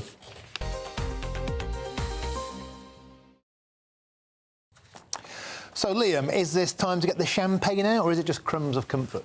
It's certainly good economic news, Martin, that inflation's coming down from 6.7% in September to 4.6% in October. That's a big fall. UK inflation is still higher than a lot of other countries. It's under 3% in the Eurozone. It's just over 3% in the US for the same month of October. And this doesn't mean that prices are actually coming down. It means that they're going up less quickly. But, you know, to have inflation coming down is better than to have inflation going up. And these numbers probably mean that the Bank of England now won't raise interest rates again, barring some kind of spectacular geopolitical flare-up with oil prices spiking and gas prices spiking, maybe linked to the Middle East, Russia, Ukraine. If that doesn't happen, then I think inflation now is going to carry on coming down. Interest rates will stay where they are at 5.25% before they start coming down in the middle of next year. Yeah. When I talk about champagne or crumbs of comfort, one thing that I've noticed, which comes out in this figure today, is food inflation is still through the roof. 20 quid for 2 steaks they charged me last night, uncooked in a supermarket. So the headline figure, 4.6%, yes, but food price inflation, I've got to check this. I mean, it's still 10.1% in October. So food in October was 10.1% on average more expensive than in October 2022.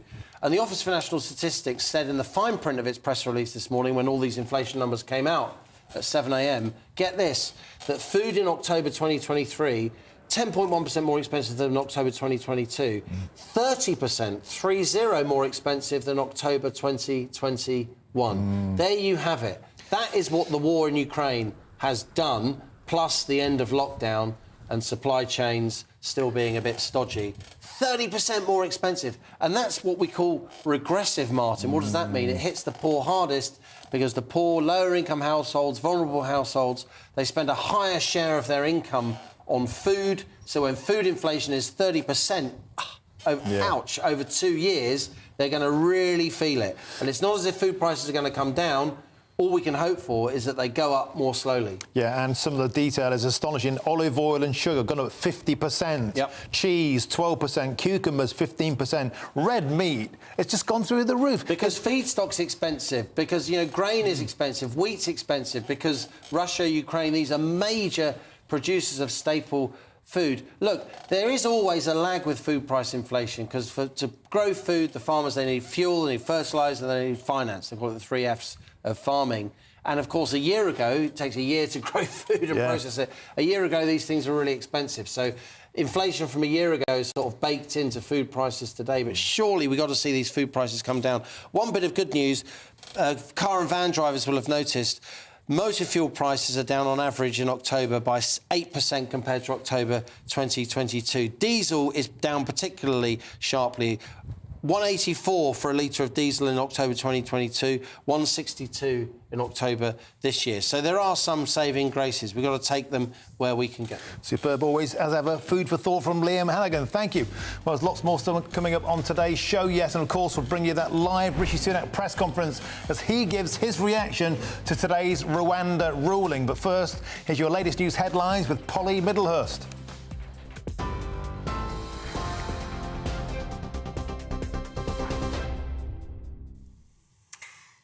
Thank you very much indeed. Well, the top stories this hour. The former Home Secretary Suella Braverman has demanded within the last half hour that Rishi Sunak introduces emergency legislation to block off the European Convention on Human Rights after the Rwanda policy was blocked by the Supreme Court this morning. Writing on social media in the last half hour, Suella Braverman has said there's no chance of curbing illegal migration within the current legal framework, claiming the government must either legislate it or admit defeat. But earlier, Rishi Sunak told the Commons he'll look to sign a new deal with Kigali. And sources have told GB News the treaty would require a commitment from Rwanda not to deport any asylum seeker placed there, even if their application is rejected. Well, the Prime Minister is also facing considerable division within his party after that cabinet reshuffle yesterday. The European Research Group's deputy chair, Dame Andrea Jenkins, who was the first to write a letter of no confidence in the Prime Minister, told GB News she knows of 6 others who are planning to do the same.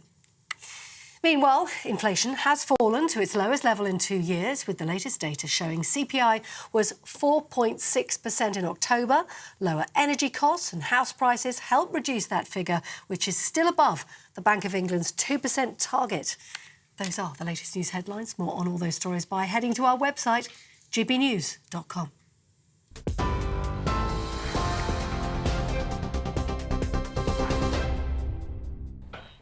And thank you for that update, Polly. Now, moving on with Prime Minister Rishi Sunak dealing with his own rebel Tories, opposition leader Sir Keir Starmer is fending off his own revolt.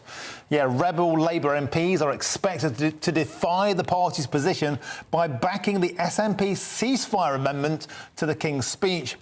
Internal splits have been growing over the past weeks, with many in the shadow cabinet calling for a permanent halt. Towing the party line, Sir Keir is ordering MPs to abstain from the vote and instead back his call for what he calls a humanitarian pause. Well, GB News' political correspondent Catherine Forster is here to break down the situation. Catherine, on any ordinary day, Starmer's rebellion would be centre stage. Today, he's kind of getting away with it. Nevertheless, there could be stormy times ahead. What's the story? Certainly difficult times ahead for Keir Starmer. I think he will be, however, rather happy that Rishi Sunak's got major issues with Suella Braverman, with Rwanda, with his reshuffle. But yes, this would normally be and promises to be a very big story, because it's not just the Conservatives that are fighting amongst themselves. It's also very much the Labour Party over the situation in Gaza, in Israel, and what to do about it. Now, these tensions have been building since those atrocities back on October the 7th. And basically it comes down to Sir Keir Starmer as leader and wanting to be seen as Prime Minister in waiting, is calling for humanitarian pauses. That's the same position as the government, the same position as the United States. But many in his party want him to call actively for an actual ceasefire, something longer, something more permanent, something which he says could let Hamas regroup, which would obviously be very bad news for Israel. So it's all coming to a head probably about 7 o'clock tonight, because what's happened is the Scottish National Party tabled an amendment to the King's speech to force a vote supporting a ceasefire. Lots of Labour MPs want to support that. So Labour have now come along and said, hang on a minute, we're giving you another amendment which calls for pretty much everything that the SNP does in terms of condemning the violence, saying please let aid in, humanitarian pauses, an end to violence in the end, two-state solution, etc., but stopped short of calling for a ceasefire. Now, Labour are whipping their MPs. They're saying to them, you all have to vote for the Labour amendment, or if you're on the shadow front bench and you don't, you're going to get sacked. And also the SNP amendment, you're also going to have to abstain on that. If you actively support that, you're going to be in big trouble. So basically, as it stands, it sounds like a few dozen backbench MPs may go and vote for the SNP amendment. They're going to get seriously ticked off. But shadow front bench ministers, there could be about a dozen. If they vote with the SNP amendment, there could be quite a lot of sackings. So let's see what happens. But yeah, trouble for the Tories and a lot of trouble brewing for Keir Starmer too. OK, Catherine Forster, thanks for the latest on Labour's Palestine problems. Now stay with us, because we'll bring you the live coverage of a Rishi Sunak news conference as he gives his reaction to the Supreme Court's decision that the government's Rwanda plan is unlawful. I'm Martin Daubney on GB News. This is Britain's News Channel.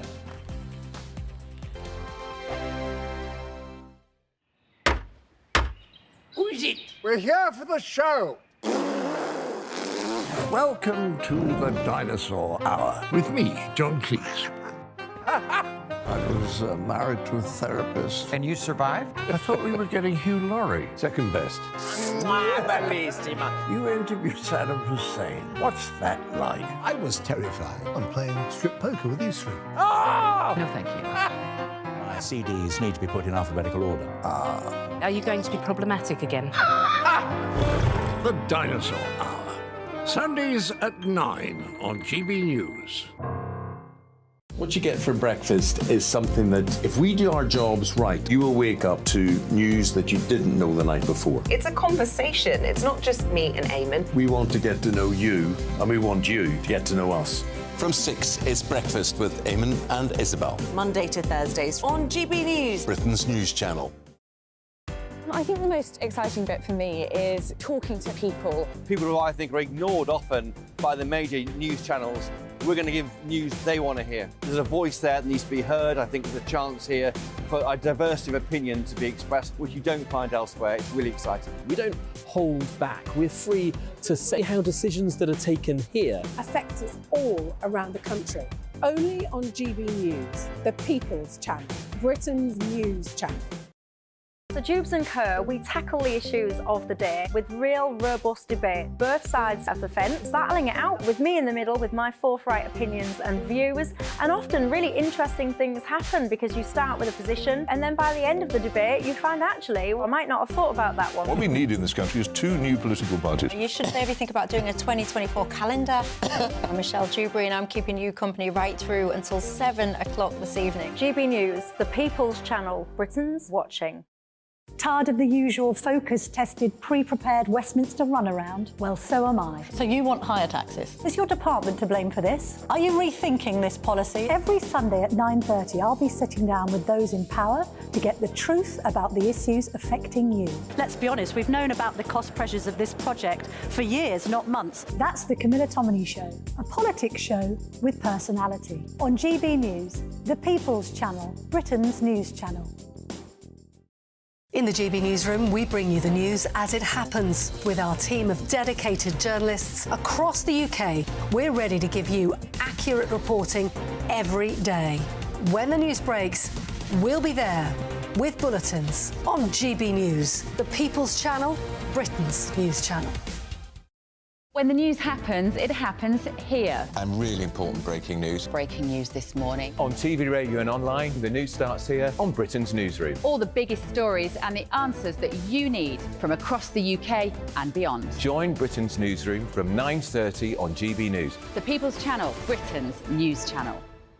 GB News, unlike other broadcasters, isn't obsessed with the London-Westminster bubble. We think there's a nation beyond the M25, and that's why we talk about the issues that matter across the land. Join me on State of the Nation, 8 to 9 o'clock, Monday to Thursday, on GB News. Daisy's listening, and you should too. News. Earlier with Eamon and Isabel. How do you solve a problem like Suella? Suella Braverman's excoriating letter, ripping Sunak apart. But we all know Sunak is weak. We've all seen him equivocate. We've all seen him make promises and turn his back on them. For me, a refugee wasn't a word that I chose. It was a word that was given to me. But for me, just realise the people and the reasonings behind those numbers when you're making those decisions. And this is a policy that Suella has championed, and now all of a sudden she's saying, covering all bases, throwing her toys out the pram, like a little child, her letter was, blaming Rishi. Let's have a look at his sporting lookalike, see if you can guess who this is. Oh, it is you! Oh, there he is, there he is. But that's not me, that's Elvis. Breakfast with Eamon. And Isabel. Monday to Thursday. From 6 a.m.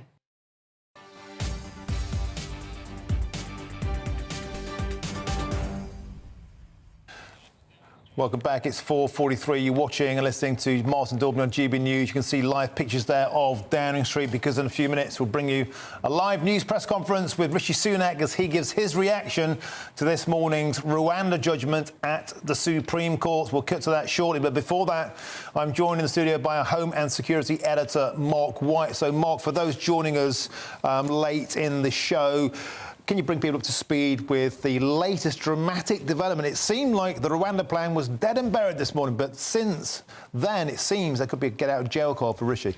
Well, potentially, but I think it's still a long way off in terms of actually coming to fruition, because it will have to go through the whole court's process again. It'll go to the High Court. It may lose, one side or the other is going to lose. They'll appeal without a doubt. Court of Appeal up to the Supreme Court. It's going to take many months. And then potentially we're not going to get any decision this time ahead of the next election. So I think it's still a long way off, even though there seems to be a plan B. But I don't think we should underestimate just how disastrous this morning's decision was for the government. You know, many in the government were confident that they were going to get this ruling in their favour and they could go ahead with their plans for Rwanda. But clearly, those judges in the Supreme Court decided that the judges in the Court of Appeal were right in the concerns that they had about the potential for people being sent to Rwanda, for Rwanda as a government not having robust enough processes in place in dealing with the asylum process, and then as a result of that, potentially there could be the possibility of... We have to stop Today, the Supreme Court has judged that the Rwanda policy requires a set of changes in order to be lawful. I do not agree with this decision, but I respect it and accept it. The rule of law is fundamental to our democracy. We have prepared for all outcomes of this case, and so we have been working on a new international treaty with Rwanda. This will provide a guarantee in law that those who are relocated from the UK to Rwanda will be protected against removal from Rwanda, and it will make clear that we will bring back anyone if ordered to do so by a court. We will finalise the treaty in light of today's judgment and ratify it without delay. But we need to end the merry-go-round. I said I was going to fundamentally change our country, and I meant it. So I'm also announcing today that we will take the extraordinary step of introducing emergency legislation. This will enable Parliament to confirm that with our new treaty, Rwanda is safe. It will ensure that people cannot further delay flights by bringing systemic challenges in our domestic courts and stop our policy being repeatedly blocked. But of course, we must be honest about the fact that even once Parliament has changed the law here at home, we could still face challenges from the European Court of Human Rights in Strasbourg. I told Parliament earlier today that I'm prepared to change our laws and revisit those international relationships to remove the obstacles in our way. So let me tell everybody now, I will not allow a foreign court to block these flights. If the Strasbourg court chooses to intervene against the expressed wishes of Parliament, I am prepared to do what is necessary to get flights off. I will not take the easy way out, because I fundamentally do not believe that anyone thinks the founding aims of the European Convention on Human Rights was to stop a sovereign parliament removing illegal migrants to a country deemed to be safe in parliamentary statute and binding international law. And I do not believe that we are alone in that interpretation. Across Europe, other governments are following our lead. Italy, Germany, Austria are all exploring models like ours. Indeed, the UNHCR operates its own refugee scheme in Rwanda. And unlike the UK, they don't have a treaty for any of this. We are a reasonable government, and this is a reasonable country. But the British people's patience can only be stretched so thin, and they expect the boats to be stopped. That is why I made it one of my 5 priorities. And whatever our critics might say, we are making progress. Because the Rwanda scheme is only one part of our strategy. Last December, the number entering the UK illegally in small boats had more than quadrupled in just 2 years. Since then, this year, they are down by a third, even as the numbers entering the rest of Europe have soared, with illegal crossings of the Mediterranean up by 80%. We're ending the farce of taxpayers footing the bill to put illegal migrants in hotels, with 50 closures announced already, returning them to local communities.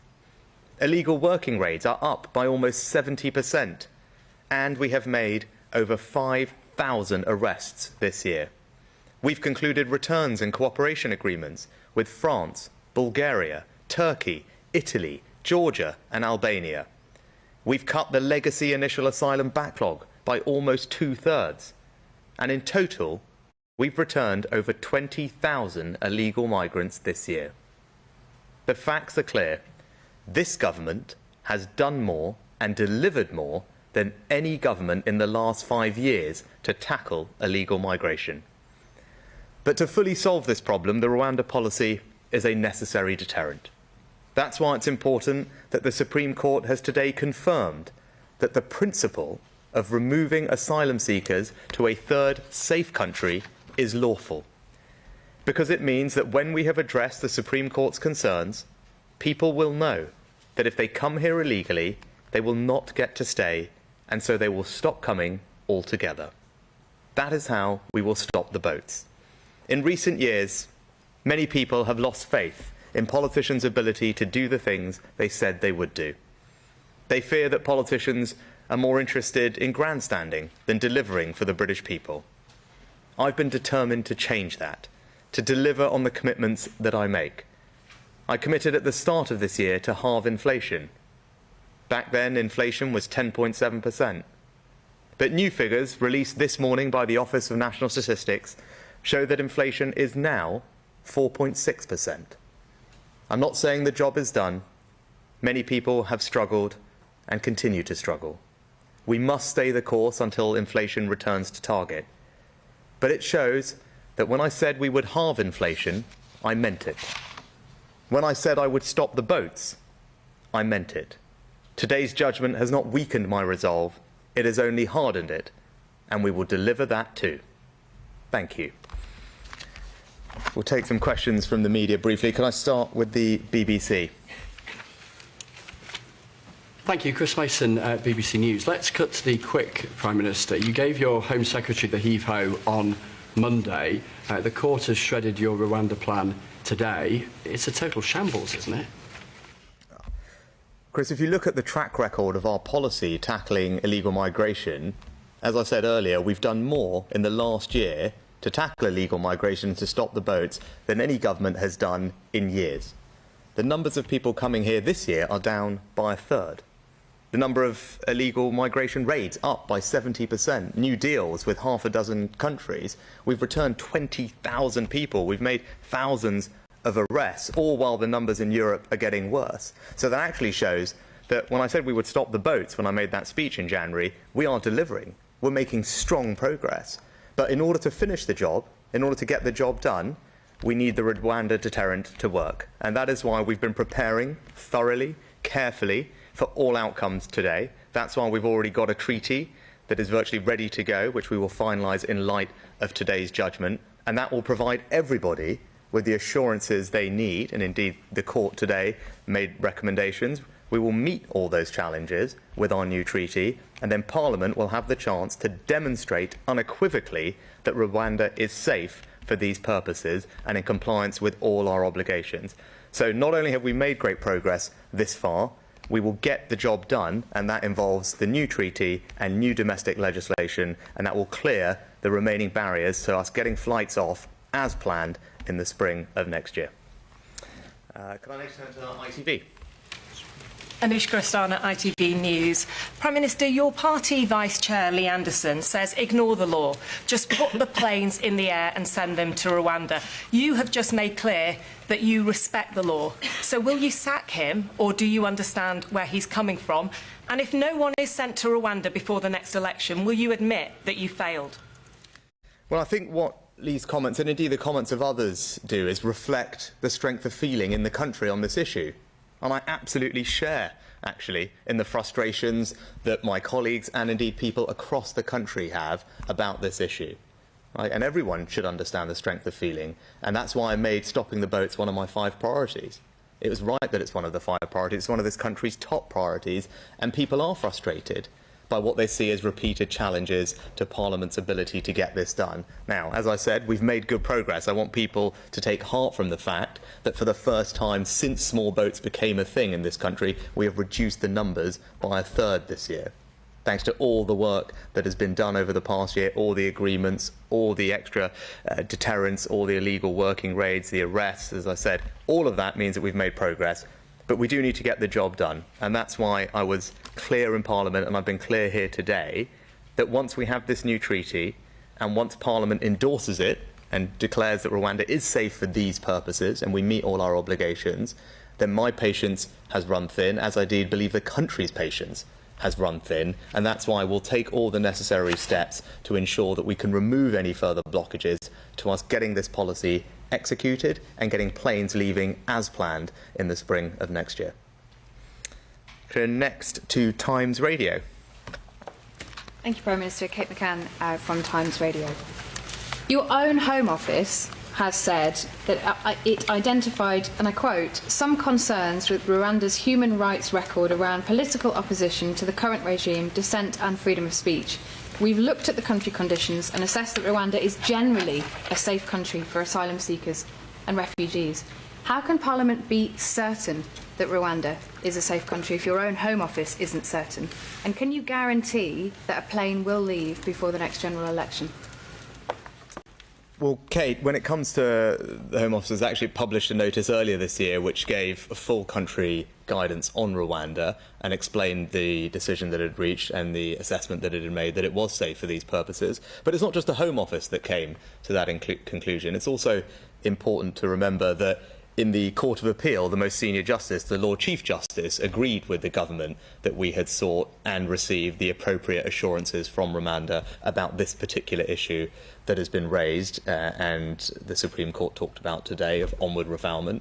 And furthermore, again, reminding everyone that Rwanda is recognised globally for its record on welcoming migrants, including over 500 people that were evacuated from Libya under the EU's emergency mechanism, working in partnership with the United Nations. In fact, the United Nations High Commissioner said that he really wanted to thank the government of Rwanda for what they had done, and the refugee country plan from the United Nations said that thanks to the generosity of the Rwandan government and the Rwandan people, evacuees from Libya can enjoy a good protection environment and get access to essential humanitarian assistance services.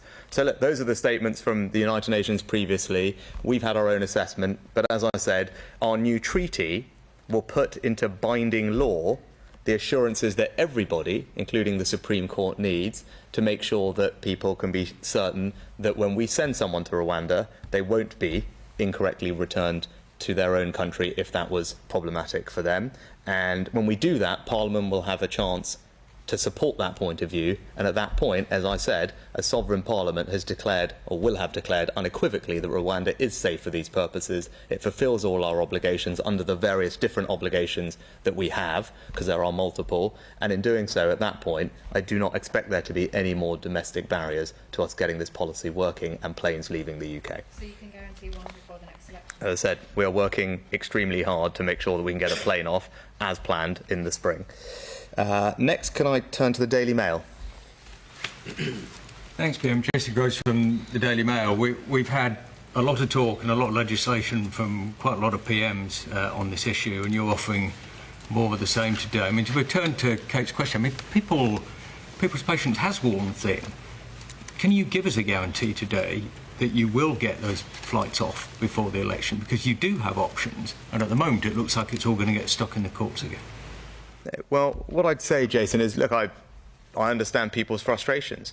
I'm incredibly sympathetic to them. I think the current system is both unfair and unsustainable, whether it's the farce of illegal migrants taking up hotels in local communities and costing taxpayers millions of pounds, whether it's just the base unfairness of some people jumping the queue, breaking the rules, exploiting our generosity, and, by the way, meaning that we can't apply our compassion and generosity to those who most need it. None of that is right.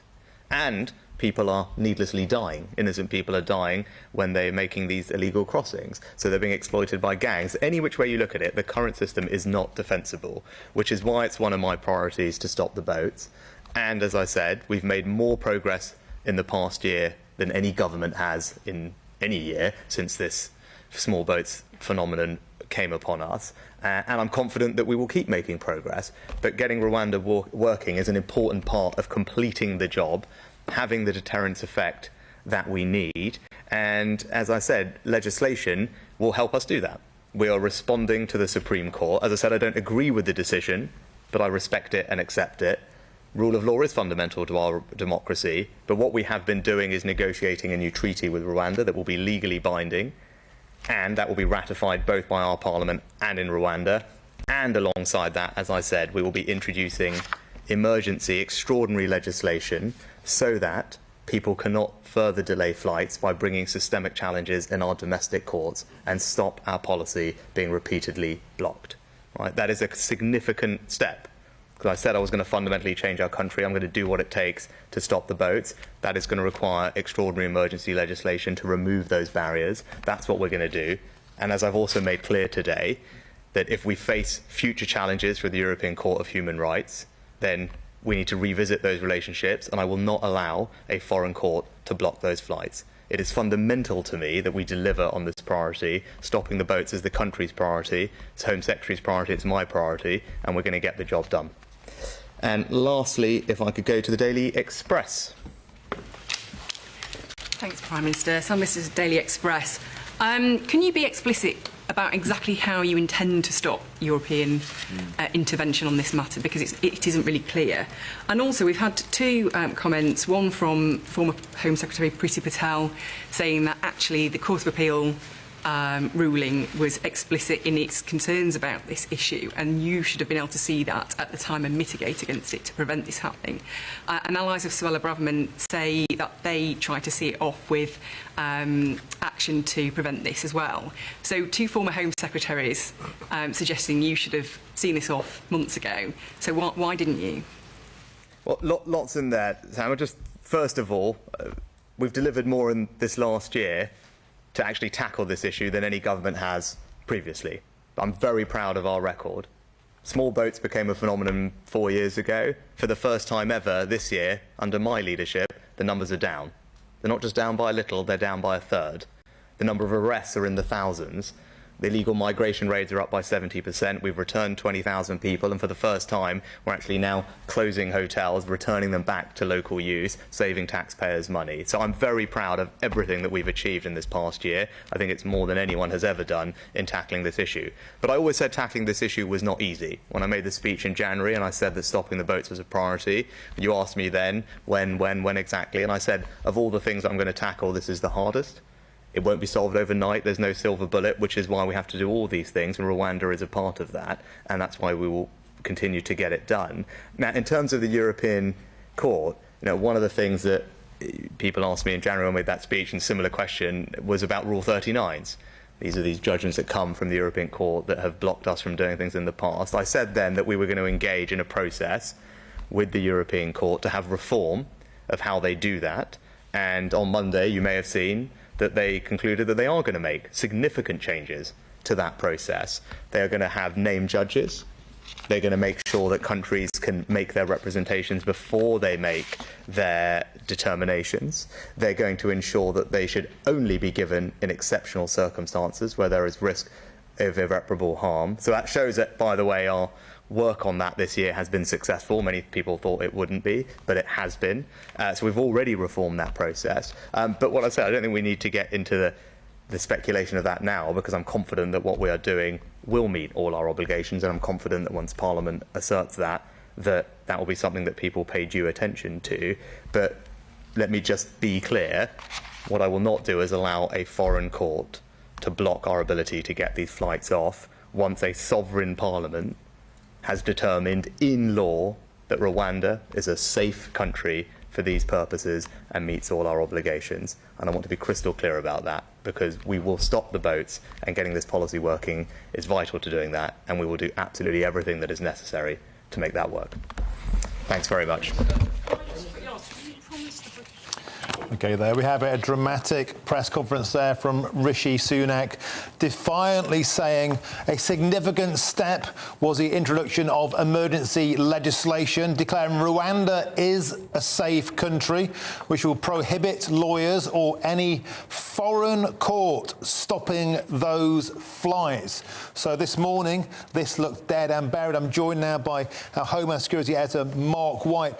Mark, quite a turnaround. This morning we thought this was dead in the water. This is a significant development. Do you think it's going to work, though, or will we still see flights not leaving Britain? Well, it's still in a deep coma, and it doesn't look like it's going to be coming around from that coma anytime soon, because whatever he says about now legislating, emergency legislation to try to push this through, it's still going to have to go through courts, and it will be challenged. Whether or not the government will win that at the end of the day is still to be determined. I think it's important, the treaty enshrining in legislation from the Rwandan government that they will not remove anybody from Rwanda, even if they turn them down for asylum in that country, as we broke a couple of hours ago. What he also said as part of that was that the government, this government, would agree to accept anybody back from Rwanda should a British court decide that that should happen. And then, as I say, the emergency legislation, which he believes will give him the authority to circumvent these constant challenges on that merry-go-round, as he described it, of challenges that you're getting under ECHR, human rights legislation and alike. I'm not so sure it will do that. People will still try to challenge it. It'll have to be argued out in the courts regardless, and that's going to take time. And he's talking about flights that are going to leave the UK in the spring. I can't see that in a month of Sundays being the case. You know, we've been told that for months and months and months. It's 19 months since Boris Johnson stood up at Lydd Airport in Kent and announced this policy. A couple of months later, that flight was on the tarmac, waiting to take off to head to Kigali. It was stopped by a late challenge to the European courts, and it's been mired in our legal system ever since.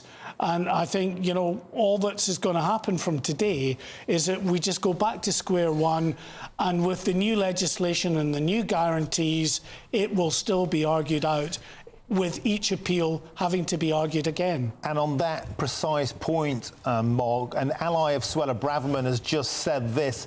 This is a treaty which he's putting in legislation. It's just another version of Plan A. He'll be stuck in the courts again. More magic tricks from Rishi's magical thinking. So, as you'd expect, this is being attacked by HMS Suella and her allies right from the off. Yeah, I mean, it's not Plan A. Clearly, it's different to Plan A, and there are guarantees in there, which might well mean that the eventual outcome is that this time it will find in favour of the government. But we have a legal, you know, due process in this country, which means that it will go, first of all, to the High Court. And then when whichever party loses, they will have the opportunity to appeal. And then it'll go to the Court of Appeal and then the Supreme Court. None of that is quick. It all takes not just weeks, but months for each appeal to each court. So I can't see there, whatever he says about the flights taking off, unless he really is going to completely ignore the courts and then just throw caution to the wind and send flights to Rwanda in the, you know, expectation that eventually the courts will rule in his favour. I can't see him doing that. He doesn't seem to be that kind of a character.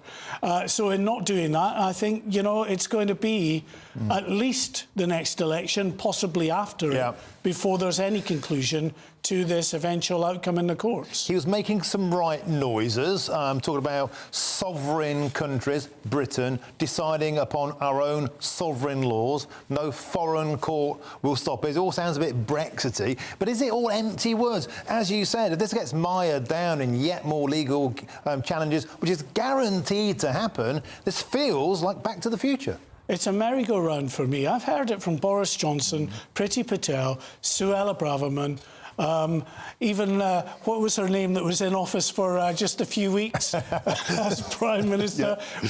Dear old Liz. You know, the same things are coming out from politicians time and time again, but actually we're still in the position where we're in, which is a court system in this country. If you want to abide by due process, then you have to go through the courts. If you want to, you know, throw that out and say, emergency legislation, but that actually means we're going to ignore what the courts say and we're going to put them off to Rwanda because we are confident that Rwanda is a safe country. We've provided the emergency legislation. Yeah, sure, you can get it done sooner, but I'm really not convinced that Rishi Sunak is that kind of politician that he is willing to circumvent the courts and send them off. It will have to go through the court system like all the previous appeals have. And you'd also expect the likes of Amnesty International, the international human rights charities to challenge this declaration that Rwanda is safe at all. I mean, they've been banging on for months and months and months that it's not. So can the British government just decide arbitrarily, immediately, overnight, this is the case, or will that be another channel of legal attack? I think if nothing else, the last couple of years have shown us just how expert the human rights lawyers, the lefty lawyers, as the detractors of those particular lawyers, and the human rights groups have become at being able to mount very sophisticated and successful challenges in the courts. They're very good at it. They have won constantly in the courts with one or two exceptions, and they will continue to do that. Of course, that's their whole raison d'etre, that's what they will do. So don't expect any different outcome from them. Okay. They will argue until they're blue in the face to try to get the best result for those that they're representing. And well, let's see what happens with the new emergency legislation, whether that will be any more successful. Okay, Mark White, excellent stuff. And let's cross live now to Chris Hope, who's at Downing Street, just been inside that conference. Chris, Rishi talking tough, talking the great fight. Rwanda is safe, emergency legislation, no foreign courts will stop these flights. He's making all the right noises. The trouble is this Groundhog Day? Well, we've heard it before from so many different leaders. Martin, I had my question for you. I was going to ask the Prime Minister, will you bet GBNews viewers a pint of beer that a single migrant will take off next year and fly to Rwanda? I didn't have a chance to ask my question, but I was going to say, because he did say the first flights will take off in the spring. They're going to be emergency legislation, maybe a new treaty, in fact, a new treaty with Rwanda, ratified by both in Rwanda and the UK. I mean, the House of Lords is a whole battleground for this kind of legislation. I mean, he's hoping it's going to work. Let's wait and see. But I've got some response here already from Suella Braverman, who's fast turning into Mr. Sunak's nemesis. She's an ally of Suella Braverman, tells GBNews tonight. This is a treaty which he's putting in legislation. It's another version of Plan A. He'll be stuck in the courts again. It's more magic tricks from Rishi's magical thinking. This is not very helpful. That's not a Labour MP, a Labour leader. That's his own party saying that about his plan. He's looking embattled. I thought in that room there with the PM, I was lucky enough to be in there for GBNews viewers. You sense his frustration. He felt he was angry about this, but he's going to abide by the Supreme Court's ruling and merely find a new piece of legislation to overrule it and go about it, bring the policy to enact it on behalf of the people who voted him in 2019. He's frustrated, but will he get this through? It's more talk. He's saying by the spring we're going to hold him to that at GBNews. I don't think he would have taken a single pint of beer. I mean, we often joke about the fact he sent more foreign secretaries to Rwanda than he has deported asylum seekers. It just makes you wonder politically, Chris. We've been talking a lot these last days about Suella Braverman, seems to have really kind of hit her stride with the Tory hardcore. The mainstream Tory voters, in fact, the Telegraph, the Express, the Mail, seem square behind Suella. Do you think Rishi's done enough today to try and win any of those people back? Well, we'll see. We'll see in tomorrow's newspapers. I mean, the PM did say there that he pointed out that we may have missed it, but there's been some reforms in the European Court of Human Rights. They're going to name the judges who make choices about our lives in the future. But unbelievably, they weren't actually named until Monday. We can make submissions as a country into these courts before they decide what to do. You'd thought that's part of natural justice. I mean, the reforms the ECHR is making appear to me so limited as almost laughable, but and the PM recognised that. He knows he's got to go further. It's all about the sovereignty of Parliament. That was what Brexit was about, Martin, as you well know, and that's what he's trying to make sure he can show that in time for next May. The first flights take off in May, he claims, but really, Well, let's wait and see. He wouldn't take my bet, but if I'd made it with him, we'll wait and see. And a key statement as well he came out with, which is very, very true. I'm sure many people watching the show, Chris, will echo. British people's patience cannot be stretched forever. He also opined about the fact that boats are down by a third, but that's because of the weather. It seems to me Rishi's best chance is to do a rain dance on the cliffs of Dover. There's no question the weather does help. I mean, he did say this problem didn't exist until 2019, 2020, and I've been told by senior figures who were close to the Home Office at that point that the reason why it's happening is because before that, lots of migrants came through the Channel Tunnel on trains, because when those trains stopped during the COVID pandemic, they had to go across the water. Now, until that point, people have thought it was too dangerous to cross the channel. It is still dangerous for people when they cross, but enough for getting across to make the business model worth it for these people traffickers. On his plus side, he is saying that with Albania, that the deal with Albania means a third down this year. You say it's bad weather. He would say that's a deal with Albania, that's stopping the issue at source, and that's why it's been able to happen. But really, we're a long way away from anywhere near stopping the boats. He did stand there with the slogan, "Stop the boats," on his plinth. He's not hiding from that pledge. It certainly won't happen this year. But there are question marks about whether it might happen even if the election is in January 2025. He's sure the first flights take off in May. We'll have to wait and see on that. And Chris, you're on a lot of the political WhatsApp groups with journalists, with politicians. What's the immediate reaction been from within the Westminster circuit to this? Has it landed well, or does it feel like it's just a bit more hot air? My phone's been turned off since I went in, Martin, so I haven't been able to look at my phone since then. But certainly Miriam Cates, who's a co-chair of the New Conservative group of Tory MPs, she made clear this is a make-or-break moment for the Prime Minister. A lot of people, especially those elected in red wall seats like Miriam Cates, Spencer and Stocksbridge, elected in 2019, they feel that the PM has got to get a grip of these small boats. It's almost I mean, we're not even talking about legal net migration. That's next week's story. But the fact that you can have tens of thousands of illegal migrants arriving here over the channel illegally is almost symbolic or symptomatic of a lack of grip on this issue. There are so far one MP has put a letter of no confidence into the leadership of Rishi Sunak. We know that as Andrea Jenkin. As many as 6 more will put theirs in this week, she was told last night in the division lobby. Let's wait and see. But this is getting a bit, it's not quite existential for his premiership, but certainly in the polls with the Tories 30 points behind Labour, according to GBNews polling this week. He's got to get a grip. He knows that. I sense the frustration, but he's got to find it in him to make big political, bold choices. We'll wait and see if he can do that. OK, Chris Hope, live from Downing Street. Thank you for your expert analysis on that press conference. Will it be enough to satiate those who feel angry about Suella getting the sack? And she's come back fighting on this, calling it yet more magic. It seems, Chris was saying, Mark White was saying, there are so many barriers to this happening. The Lords, the High Court, the Supreme Court, Strasbourg, the charities. Will it ever happen? There's loads more you can get on that story on our website. And thanks to you, GBNews.com is the fastest growing national news website in the country. It's got breaking news and all the brilliant analysis you've come to expect from GB News. So thanks for that.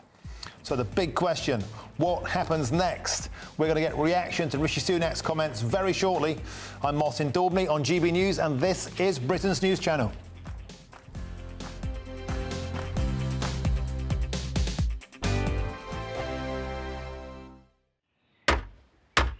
Who is it? We're here for the show.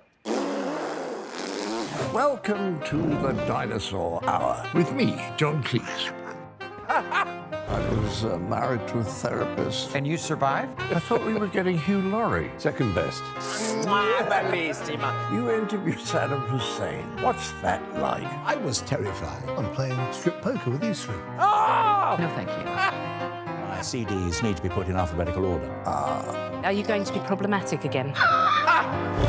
The Dinosaur Hour. Sundays at 9 on GB News.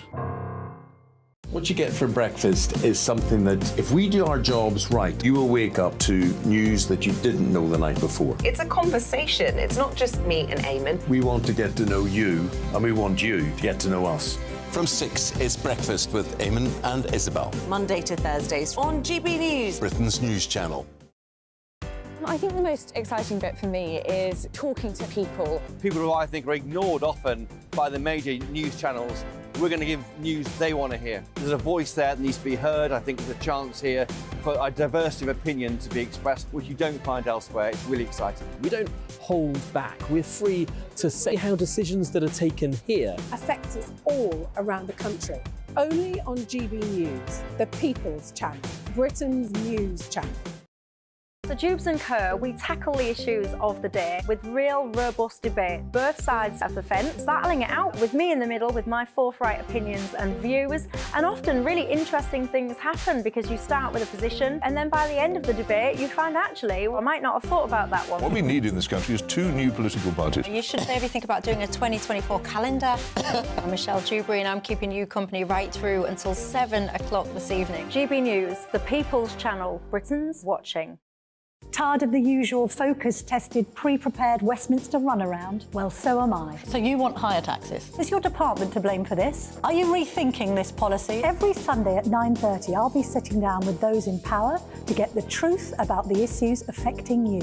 Let's be honest, we've known about the cost pressures of this project for years, not months. That's the Camilla Tominey Show, a politics show with personality. On GB News, the People's Channel, Britain's news channel.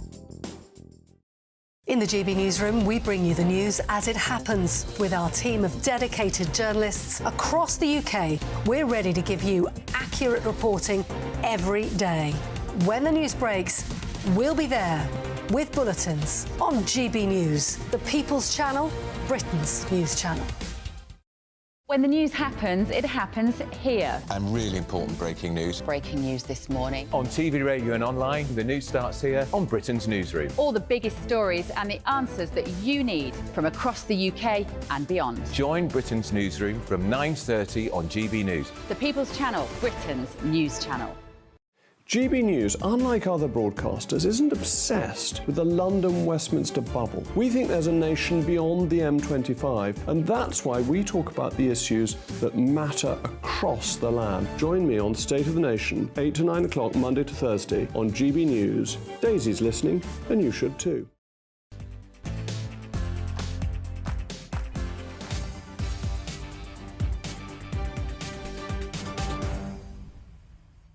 Welcome back. It's 5:21. You're watching or listening to Martin Daubney here on GB News. Now, in the last few minutes, Rishi Sunak has revealed that ministers want to see migrant flights to Rwanda take off by next spring. After all, the big question now is what happens next? What should the government do to tackle the migrant crisis? Well, to help sort this mess out, I'm joined by Stephen Wolfe, who's Director of the Centre for Migration and Economic Prosperity, and the former Labour Party spokesman, James Matthewson.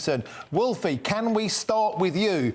Rwanda was dead and buried this morning. The Supreme Court ruled against it. Sunak looked sunk. But we've just seen a dramatic development where he's claiming emergency legislation will make Rwanda a safe country. Not a foreign court will stop any of the flights because of sovereign powers of British law ruling above any European court. The big question is, do we believe him? OK, Martin, good afternoon. I listened in great detail to the Supreme Court's decision this morning, and I think many people are actually getting a mistake in the judgment itself. The judges did not say that the policy of sending people to third countries was inappropriate or wrong. What they were saying is the programme that included Rwanda was wrong.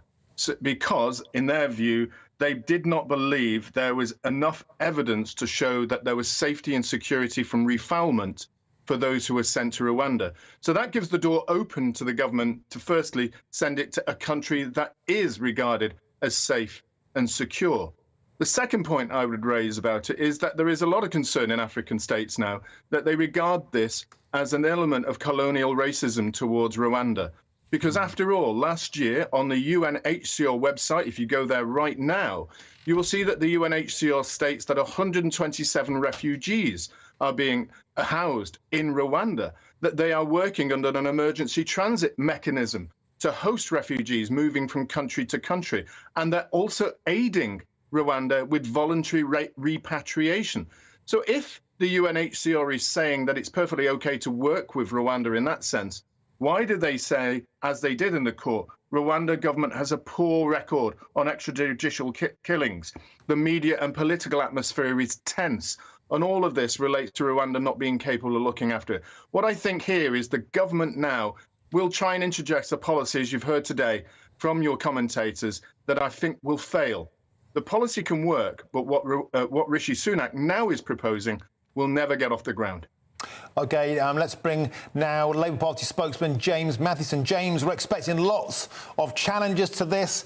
We heard from Chris Hope, we heard from Mark White.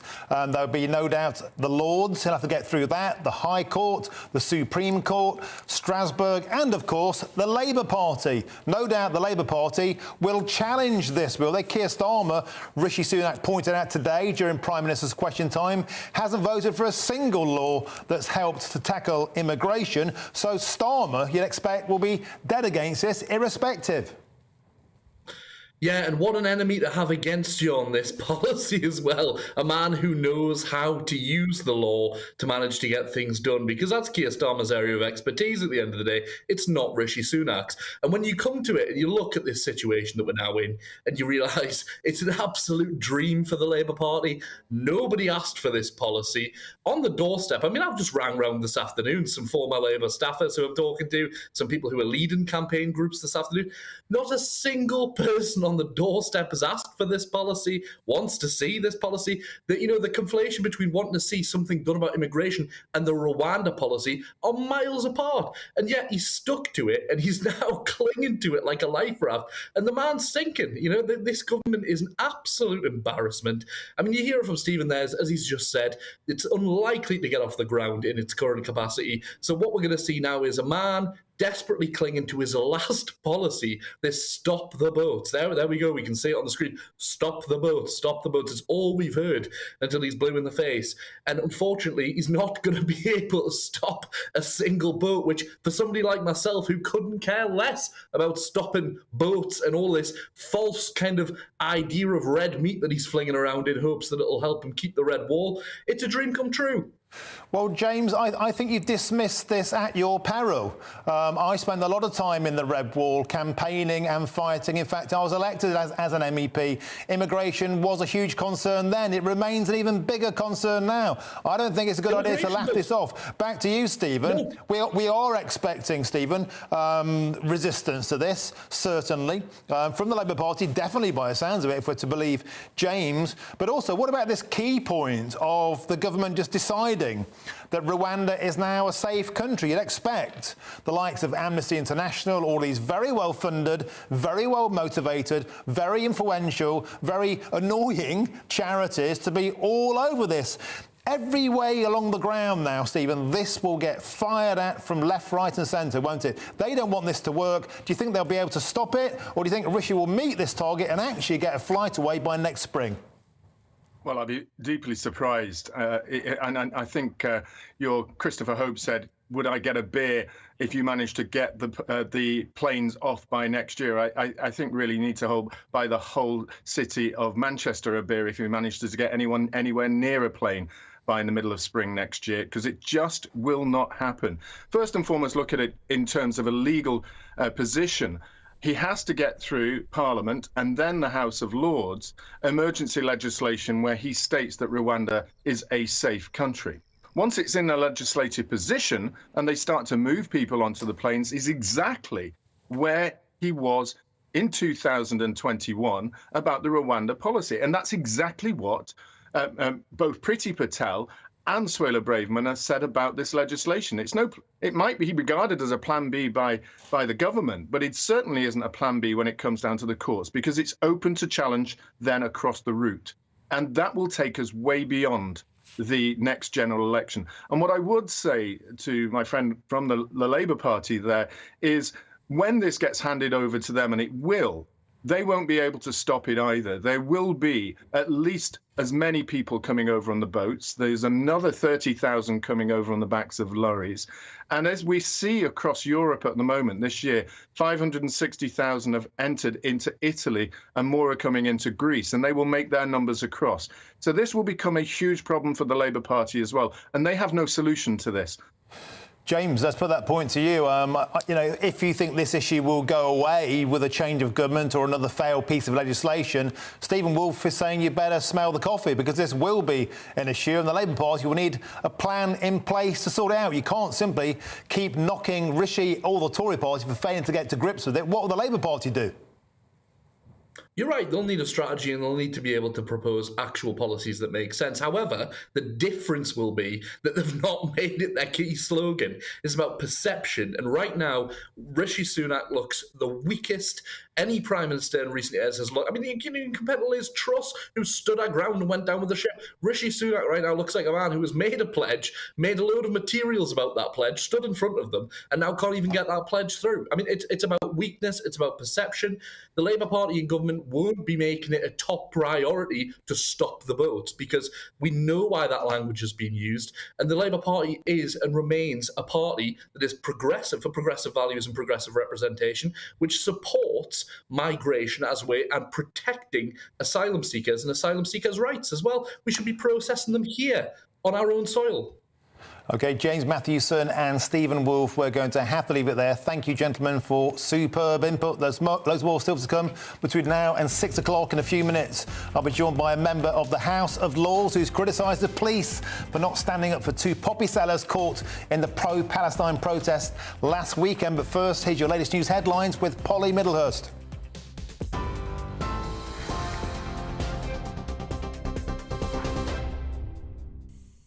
Well, the top stories this hour, the Prime Minister says he will introduce emergency legislation to deem Rwanda a safe country and prevent legal challenges. It comes after the Supreme Court ruled this morning that the government's Rwanda plan was unlawful because it may deport migrants back to the country they fled from. Rishi Sunak says he doesn't agree with the ruling, but he respects it. And he says the European Court of Human Rights would still be able to intervene in a new treaty, but won't be able to block flights. He says he'll do all he can to bring fundamental change to the country. We are a reasonable government, and this is a reasonable country. But the British people's patience can only be stretched so thin, and they expect the boats to be stopped. That is why I made it one of my 5 priorities. And whatever our critics might say, we are making progress.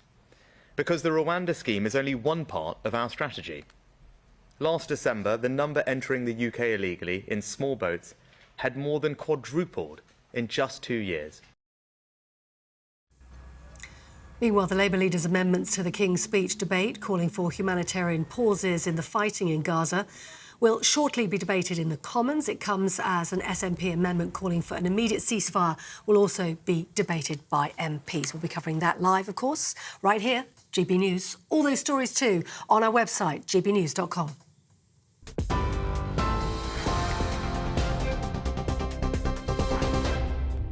For a valuable legacy your family can own, gold coins will always shine bright. Rosalind Gold proudly sponsors the GB News Financial Report. A quick snapshot of today's markets, and the pound buying you $1.2422 and 1.1452 euros. The price of gold is £1,578 and 88 pence an ounce, and the FTSE 100 has closed the day at 7,486 points. Rosalind Gold proudly sponsors the GB News Financial Report.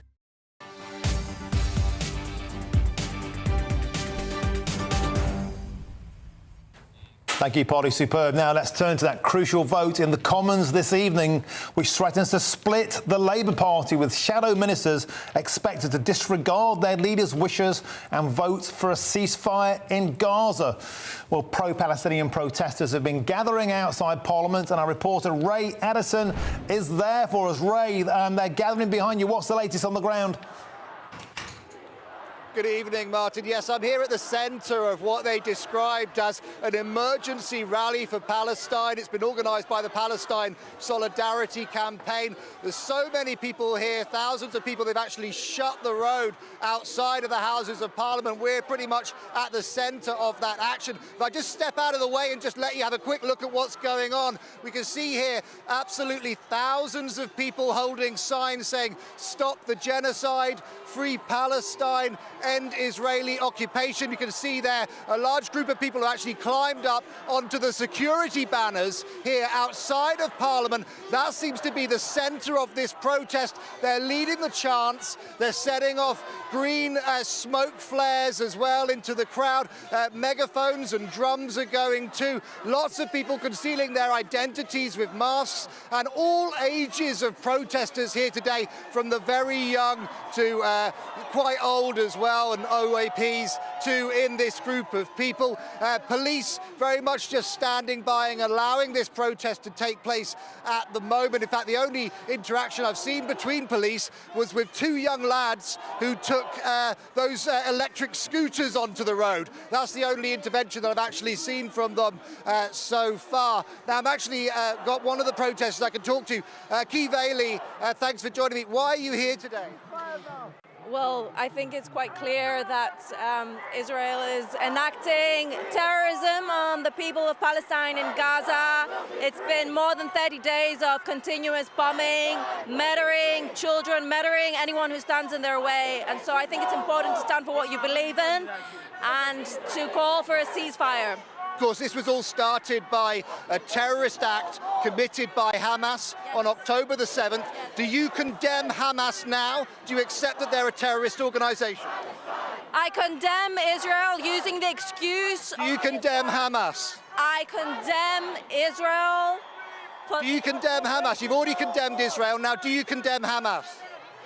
I don't think that needs to be the first question that's being asked. It was the second question. 30 days of Israel using the excuse of this attack. So do you condemn the terrorist act of Israel or not? Of course I condemn the attack. Well, it took quite a lot to get it out of you. Okay, well, that's the sort of people that we have, some of the views that we have down here at this protest. Obviously, there are a range of views.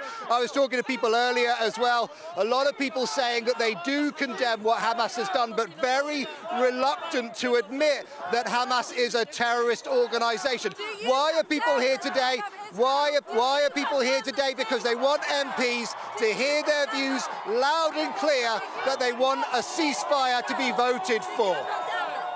On the front line there, good on you, mate, for asking that question. And once again, they wouldn't answer it, just like Jeremy Corbyn wouldn't the other night. 15 times he was asked, why is it they find it so hard to condemn Hamas? Now, moving on, joining us is Sean Woodward, former Labour MP. Sean, thanks for joining us on GB News. So we're heading towards a crucial vote tonight. Are you expecting the Labour frontbenchers to revolt? Are we expecting yet more Palestine problems on this vote tonight?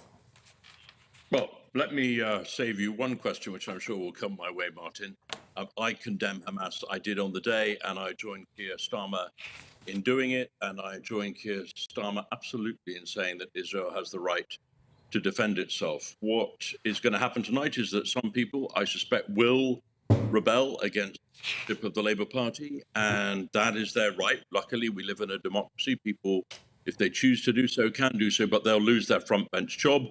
And I think the really interesting thing here, Martin, is that we're seeing a very strong leadership from Keir Starmer, unequivocal, defending Israel, defending its right to support itself, asking for a humanitarian pause. I know you, Martin, don't want to see people die unnecessarily, but Israel does need to defend itself, and Hamas is a terrorist organization, and the leader of the Labour Party is focused on that. And as we've seen, Rishi Sunak today is sadly unable to be focused on it because he has a civil war going on inside of the Conservative Party with scores of his members of parliament threatening his leadership. Very different kind of position for Rishi Sunak. I almost feel sorry for him tonight. Almost, but probably not quite, Sean. No doubt the civil war at the heart of the Conservative Party is manna from heaven to you. I mean, ordinarily, the Gaza split, this vote tonight, the prospect of Starmer having to sack as many as 10 ministers would be front-page news. You must be delighted that the Tories are fighting like rats in a sack. I don't think anyone's delighted that people find themselves in this situation. And I think, Martin, you know, again, I'm absolutely certain, like me, is regretting any loss of life that's unnecessary in Gaza at the moment. The problem is, though, Israel is in a position in which, on October the 7th, it was attacked mercilessly by a terrorist organization, and the terrorist organization needs to be dealt with. Now, these cowards, as we know, have hidden underneath hospitals. Israel has to deal with that. Now, quite rightly, what Keir Starmer is saying now is we do need longer pauses to get humanitarian relief in. And we, of course, need to get the hostages out. The thing that amazes me about people who unequivocally support one side against another is they tend to lose sight of the nearly 250 hostages who continue to be held by Hamas. Why doesn't Hamas release them? Sean Woodward, former Labour MP, speaking absolute common sense there. Absolute common sense. A lot of people will agree with that, and well done for calling out Hamas as a terrorist organisation. Why is that so hard for many people in the Labour Party to even say? Thanks for joining us. OK, in the same week that the government's Rwanda plan was derailed, it's emerged that more and more migrants are being given work permits before they've even been given asylum. I'm Martin Daubney on GB News. This is Britain's news channel.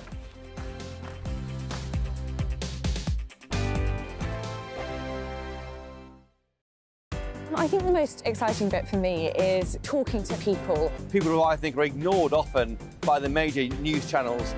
We're going to give news they want to hear. There's a voice there that needs to be heard. I think there's a chance here for a diversity of opinion to be expressed, which you don't find elsewhere. It's really exciting. We don't hold back. We're free to say how decisions that are taken here affect us all around the country. Only on GB News, the People's Channel, Britain's news channel. There's only three people you can trust in life: your doctor, your lawyer, and your nana. I'm not sure. So join me, Nana Aquia, at 3 p.m. every Saturday and Sunday, where we discuss the biggest topics of the weekend. Be ready for battle. Could you be quiet? What is this? It's my new teeth. It's your new teeth. I don't bite. Well, not without a good reason. Always honest, always fun. Every weekend at 3 p.m. on GB News, the People's Channel, Britain's news channel. So Jubes and Kerr, we tackle the issues of the day with real robust debate, both sides of the fence, battling it out with me in the middle with my forthright opinions and views. And often really interesting things happen because you start with a position and then by the end of the debate you find actually, well, I might not have thought about that one. What we need in this country is two new political parties. You should maybe think about doing a 2024 calendar. I'm Michelle Dewberry and I'm keeping you company right through until 7 o'clock this evening. GB News, the People's Channel, Britain's watching. Join us every night on GB News at 11 p.m. for Headliners, which is 3 top comedians going through the next day's news stories, which is exactly what you need, because when the establishment has gone crazy, you need some craziness to make sense of it. Headliners. You don't have to bother reading the newspaper. We've got it covered for you. Every night at 11 p.m. and repeated every morning at 5 a.m. We won't send you to sleep like some of the other paper review shows out there. So join us 11 p.m. every night on GB News. The People's Channel, Britain's news channel. GB News, unlike other broadcasters, isn't obsessed with the London-Westminster bubble. We think there's a nation beyond the M25, and that's why we talk about the issues that matter across the land. Join me on State of the Nation, 8 to 9 o'clock, Monday to Thursday, on GB News. Daisy's listening, and you should too. Every Sunday from 11, join Michael Portillo. There'll be topical discussion, looking at the week before and the week to come. So kick back and relax at 11 a.m. on Sundays on GB News with me, Michael Portillo. GB News, the People's Channel, Britain's news channel. I'm Andrew Doyle. Join me at 7 o'clock every Sunday night for Free Speech Nation, the show where I tackle the week's biggest stories in politics and current affairs with the help of my 2 comedian panellists and a variety of special guests. Free Speech Nation, Sunday nights from 7 on GB News, the People's Channel, Britain's news channel. Tired of the usual focus-tested, pre-prepared Westminster runaround? Well, so am I. So you want higher taxes? Is your department to blame for this? Are you rethinking this policy? Every Sunday at 9:30, I'll be sitting down with those in power to get the truth about the issues affecting you. Let's be honest, we've known about the cost pressures of this project for years, not months. That's the Camilla Tominey Show, a politics show with personality. On GB News, the People's Channel, Britain's news channel.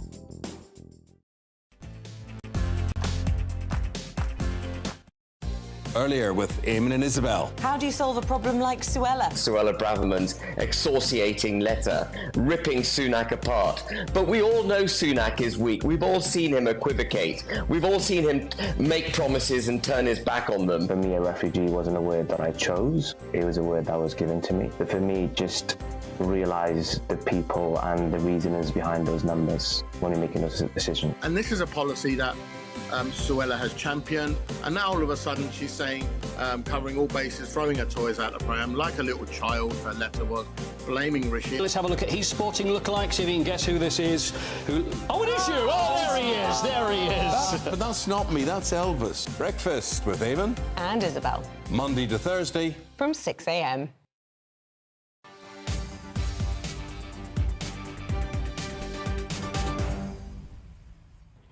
Welcome back. It's 5:44. You're watching or listening to Martin Daubney here on GB News. Now, let's get more on our top story. Only one story today, of course, and that is Prime Minister Rishi Sunak says he's desperate to get flights off the ground, and they're working to get a plane to Rwanda by next spring. Well, joining me now in the studio is the wonderful Baroness Kate Hoey.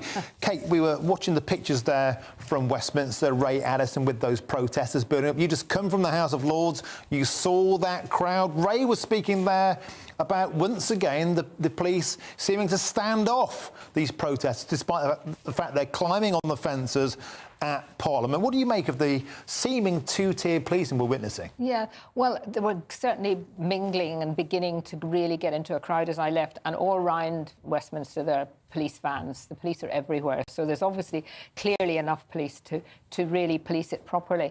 I'm afraid what we've seen is, and I did ask a question the other day about it in the Lords, because it did seem to me that the police must have been given, rank and file policemen must have been given an order from the Commissioner to go softly on these protesters. Now, I'm not expecting them to go in and bash protesters. We all want the freedom to protest. But when you see situations, as we did with, say, for example, some of the poppy sellers being pushed aside by protesters, and by the feeling that all these people are doing things that are clearly breaking the law, many of them, particularly in relation to banned groups and terrorist groups, and yet the police don't do anything at the time. And I just think that we've got to kind of change that attitude. Otherwise, what we're going to get is not only are we losing confidence in the police, a lot of people are, over all sorts of issues, particularly in the Met, but also it's going to, lead to people just feeling that demonstrations should be banned. And, I don't want to see that. I do believe in libertarian sort of views, but I am worried about it. And I think just now that we have got a new Home Secretary, I hope that he's making it very clear to the Commissioner and to all the other police forces that they've got to police in a way that is even-handed. And I just don't think it's been even-handed. And we've seen some terrible pictures of police refusing to get involved. That's true. Now, before we get on to Suella Braverman, what do you make of Rishi today? It feels like Groundhog Day, talking tough, Rwanda's a safe country, flights will leave by the spring. Do you believe that? No, I don't. And I was listening to him on the way up, and, he does, I mean, to be fair to him, he comes across as very passionate about it and very determined and wanting us to believe that this is wanting to change the country and he's going to do all these things. But the sad thing is, he's had over a year now to have done some of this pre-work and got some of this legislation through. I mean, it was pretty clear that I'm afraid our judges do seem to tend to always rule in a way that perhaps I would not like to see them ruling on issues. And may I interject? And do you think that this new wave of legislation might be resisted in the House of Lords? Well, it definitely will be resisted in the House of Lords. The House of Lords, very many of my fellow peers seem to think that there should be, literally open borders. I mean, they'll not say that, but they'll dress it up as always talking about human rights. But, you have to... It's the way that this has been handled. And, of course... I do think that if we could get one flight off to Rwanda, it would genuinely probably make a difference, would act as a deterrent, because the pull factor, I went down and watched people coming in at Dover, and it was absolutely clear that many of them have heard that, you know, life is very much better here than living in a plastic tent in France. So of course they're going to come here. So the pull factor has to be addressed too. And certainly I do agree that he's started to stop using five-star hotels to put people. But most of all, I just think it's people who are basically breaking the law and then being treated differently from those who've come in legally to claim asylum. And that brings us on to Suella Braverman's fiery rhetoric and her resignation letter. I know something in particular you wanted to talk about were her comments on Northern Ireland. Yes, and what was very interesting, clearly she's had an agreement before she came out and supported him, and let's not forget that her vote, or her decision to back Rishi Sunak, made a huge difference. And one of those was that she had got him to agree, because she's been a very strong Brexiteer and a very strong supporter of opposing the protocol and recognising that Northern Ireland's being driven away from the rest of the United Kingdom, and also that it would allow the rest of the United Kingdom to go back into the European Union much more easily. And she had an agreement that he was going to allow the protocol bill to go through, and also the bill that would have got rid of a lot of our EU regulations. And he's completely ignored that. And I think I'm very glad that she is a woman who actually says what she thinks. You know, I know she'd get a lot of stick, and she's been told basically that she's just someone who's bitter because she's been sacked.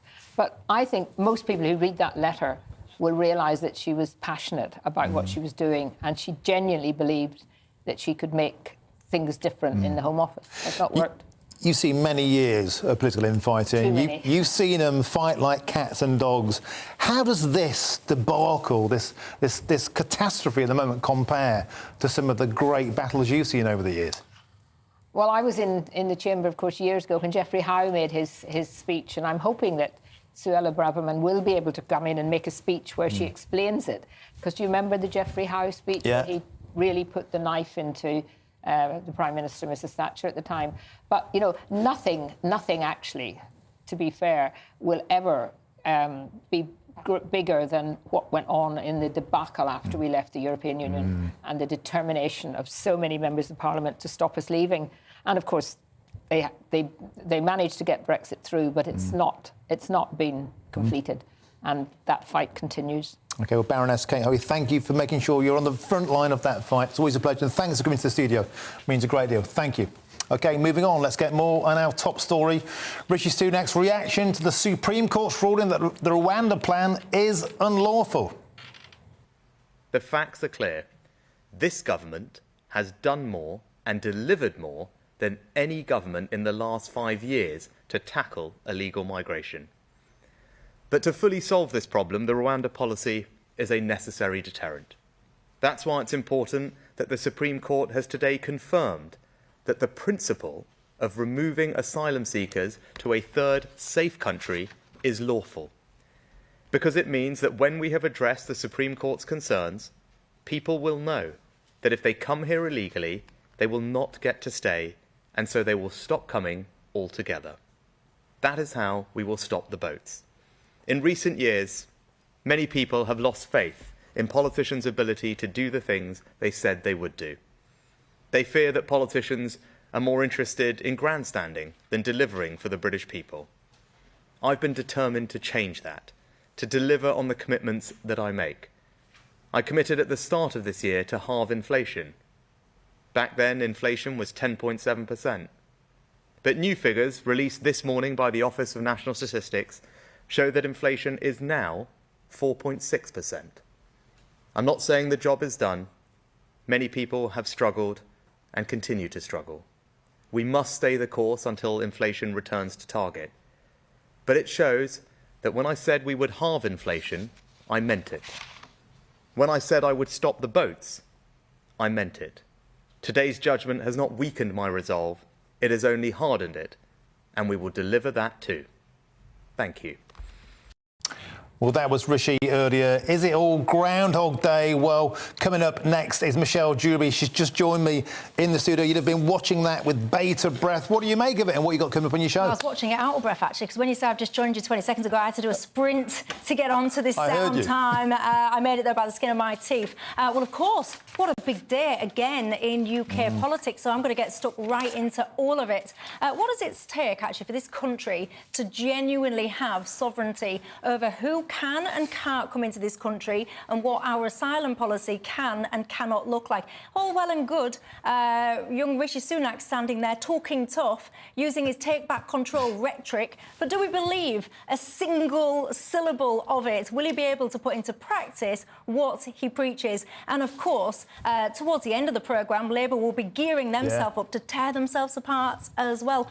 What a mess British politics is. It is, but what fantastic fodder for people like you and me. Well, I mean, what great TV shows we're getting out of this, because it's the gift that keeps on giving. It's calamity. Yeah, but I've got to say, give me lower ratings and a stable country any day of the week. I want political integrity, I want continuity, and I want happiness and united fronts in this country. I would much rather not be having to kind of feast on this kind of diet of ridiculousness, if I'm honest. Having said that, people tune into your show because they like to see people having a good old dig at each other. Who you got on tonight? I've got Dawn Neeson, who I often refer to as Prawn Neeson. If anyone watches my programme, you will know the reasons why. And Matthew Stadlen as well. So good, robust debate coming up. It normally kicks off with Stadlen. And this Labour vote tonight, I think, is going to be really one to watch. And the Labour Party must be so grateful that their division, their Palestine problem, isn't even on the front pages. It's all been taken over by the Tories. Well, I tell you what, there's no one more grateful, I imagine, than Richard Tice. Because we talk about the gift that keeps on giving. All that is going on at the moment is that people will absolutely be finding themselves over in reform's direction. Is that a good thing or not? I don't know. Viewers can tell me. That's all coming up on Jubes & Co. I'm back same time tomorrow. Thanks for tuning in. This is GB News. Hello, Alex Burkill here again with your latest GB News weather forecast. The rain we have across northern parts today will clear away, leading to some frost and fog overnight. But then we have some wet and windy weather currently waiting out to the southwest of the UK that is going to push its way across southern parts as we go into tomorrow. Back to this evening, and we do have a largely cloudy picture across northern parts with outbreaks of rain, but much of that rain will clear away, leading to a mostly dry night. But some clear skies across the far northeast of Scotland will allow for some frost and some fog patches around too. Wet and windy weather then pushing in from the southwest. That will lift our temperatures, so most places in the south starting off on a relatively mild note on Thursday, but it is going to be a wet and windy morning. Heavy rain, strong winds, risk of gales in exposed spots, so we are likely to see some disruption. Difficult driving conditions through the morning rush hour too, but the heaviest rain should clear away and break up, so turning a bit more showery as we go through the afternoon. Also staying mostly dry and bright further north. Here temperatures reaching highs around 8 or 9 Celsius, perhaps a degree higher than this further south, but feeling unpleasant in the wet and windy weather. As we go into Friday, and it's actually looking largely dry. Plenty of fine weather on offer, just 1 or 2 showers to watch out for here and there, but the fine weather doesn't last. It is going to turn wet and windy again as we go into the weekend, but with that, temperatures are going to lift a little too. Bye-bye.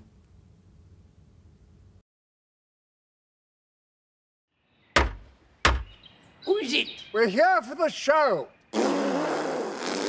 Welcome to the Dinosaur Hour with me, John Cleese. I was married to a therapist. And you survived? I thought we were getting Hugh Laurie. Second best. You interviewed Saddam Hussein. What's that like? I was terrified. I'm playing strip poker with you three. Oh! No, thank you. My CDs need to be put in alphabetical order. Are you going to be problematic again? The Dinosaur Hour. Sundays at 9 on GB News. What you get for breakfast is something that, if we do our jobs right, you will wake up to news that you didn't know the night before.